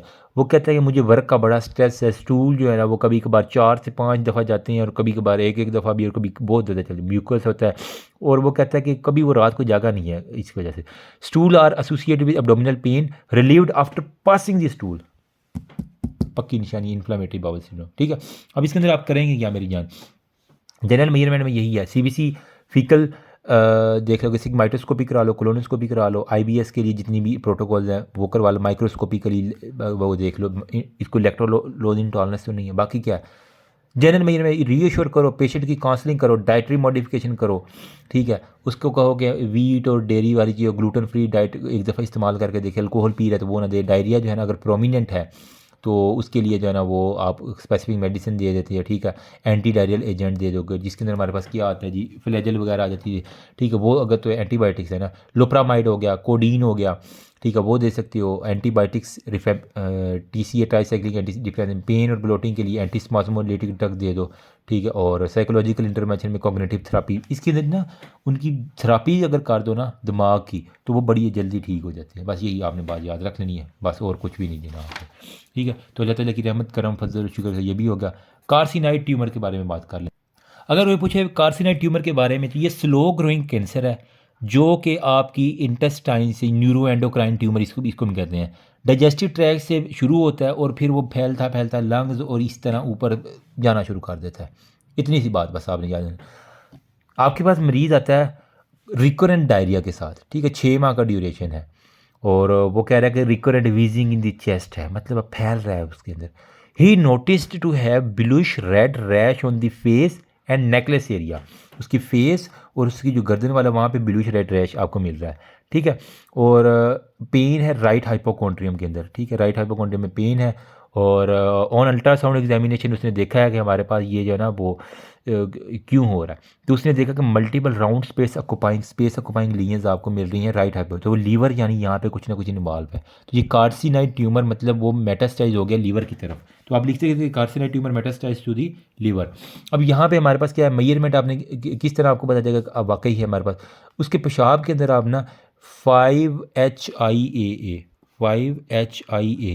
5 हाइड्रोक्सी इंडोल एस्टिक एसिड, ये आप बस चेक कर लो यूरिन में, वो आपको बहुत ज़्यादा रेज मिलेगा।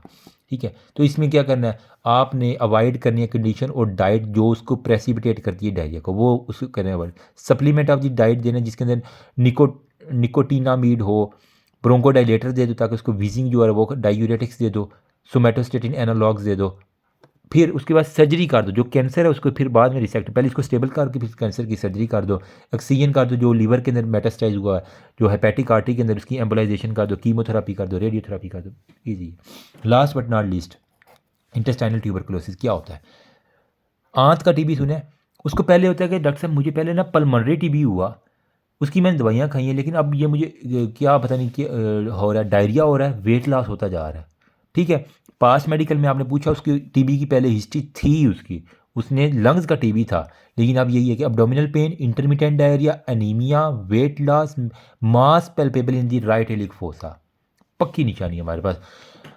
बॉय आता है pain in the abdomen, vomiting last, वो कहता है कि वो 2-3 माह से ना उसको अजीब सी जो वेट लॉस हो रहा है, डायरिया, हल्का निक्का निक्का कहते हैं बुखार है, निक्का निक्का बुखार, मतलब लो ग्रेड फीवर है, एनोरेक्सिया है, साथ में वो कहता है हमारे पास जो है ना उसको एक जनरलाइज डफ़ी फीलिंग है, मतलब जिस तरह होता है ना आटा, इसको क्या कहते हैं, डफ़ी कहेंगे क्या कहेंगे, DOUGHY, यार क्या प्रोनाउंस करते हैं, मेरा भी दिमाग घूमा हुआ, सही बात है, रात के अभी 1 बज कितने 2-2:30 बज रहे हैं। डोई अपीयरेंस, जिस तरह आटा गूंदा होता है ना डोई, ठीक है, DOUG डोई अपीयरेंस, तो पक्की निशानी जहाँ पे आपको डोई अपीयरेंस है ना टीबी के ऊपर पहुँच जाओ, फ़ौरन से पहले टीबी के ऊपर पहुँच जाओ। Generalise doughy feeling and suspension mass in the right leak हो जाए, तो इंटेस्टाइनल टीबी की पक्की निशानी है।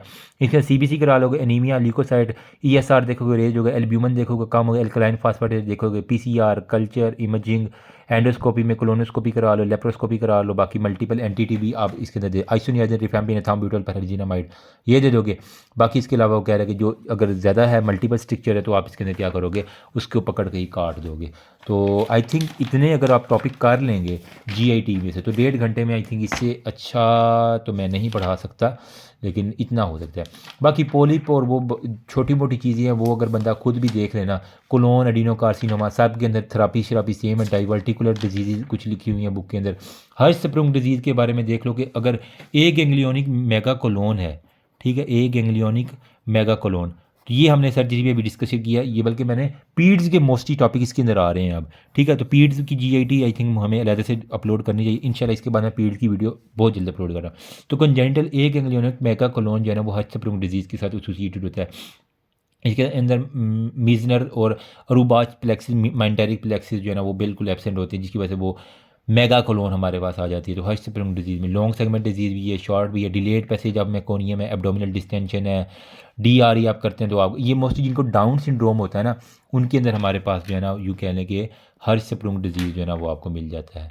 बाकी एक हमारे पास जो है ना वो लास्ट पे एक टॉपिक है पेंक्रियाटाइटिक डिजीज़ का, वो देख लो थोड़ा सा। पेज मेरे पास फाइनल ख़त्म हो गए हैं, चलो अल्लाह के रहमत करम फजल शुक्र के साथ ये भी हो ही जाएगा। अच्छा, जो हमारे पास है ना जी पेंक्रियाटिक डिसऑर्डर, मतलब अब जो उसका लबलबा है ना उसके अंदर सारा लफड़ा है।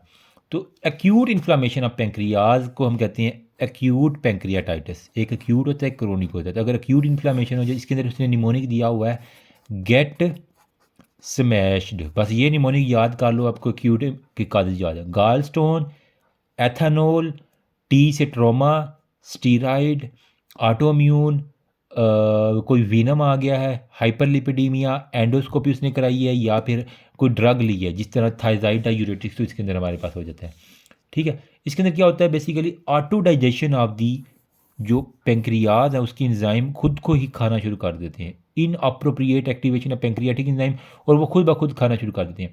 एक्टिवेशन ऑफ ट्रिप्सिनोजिन, ठीक है। ट्रिप्सिनोजिन जो है ना वो हमारे पास ट्रिप्सिन में कन्वर्ट हो जाता है, वो हमारे पास बड़ा खराबी करवाता है।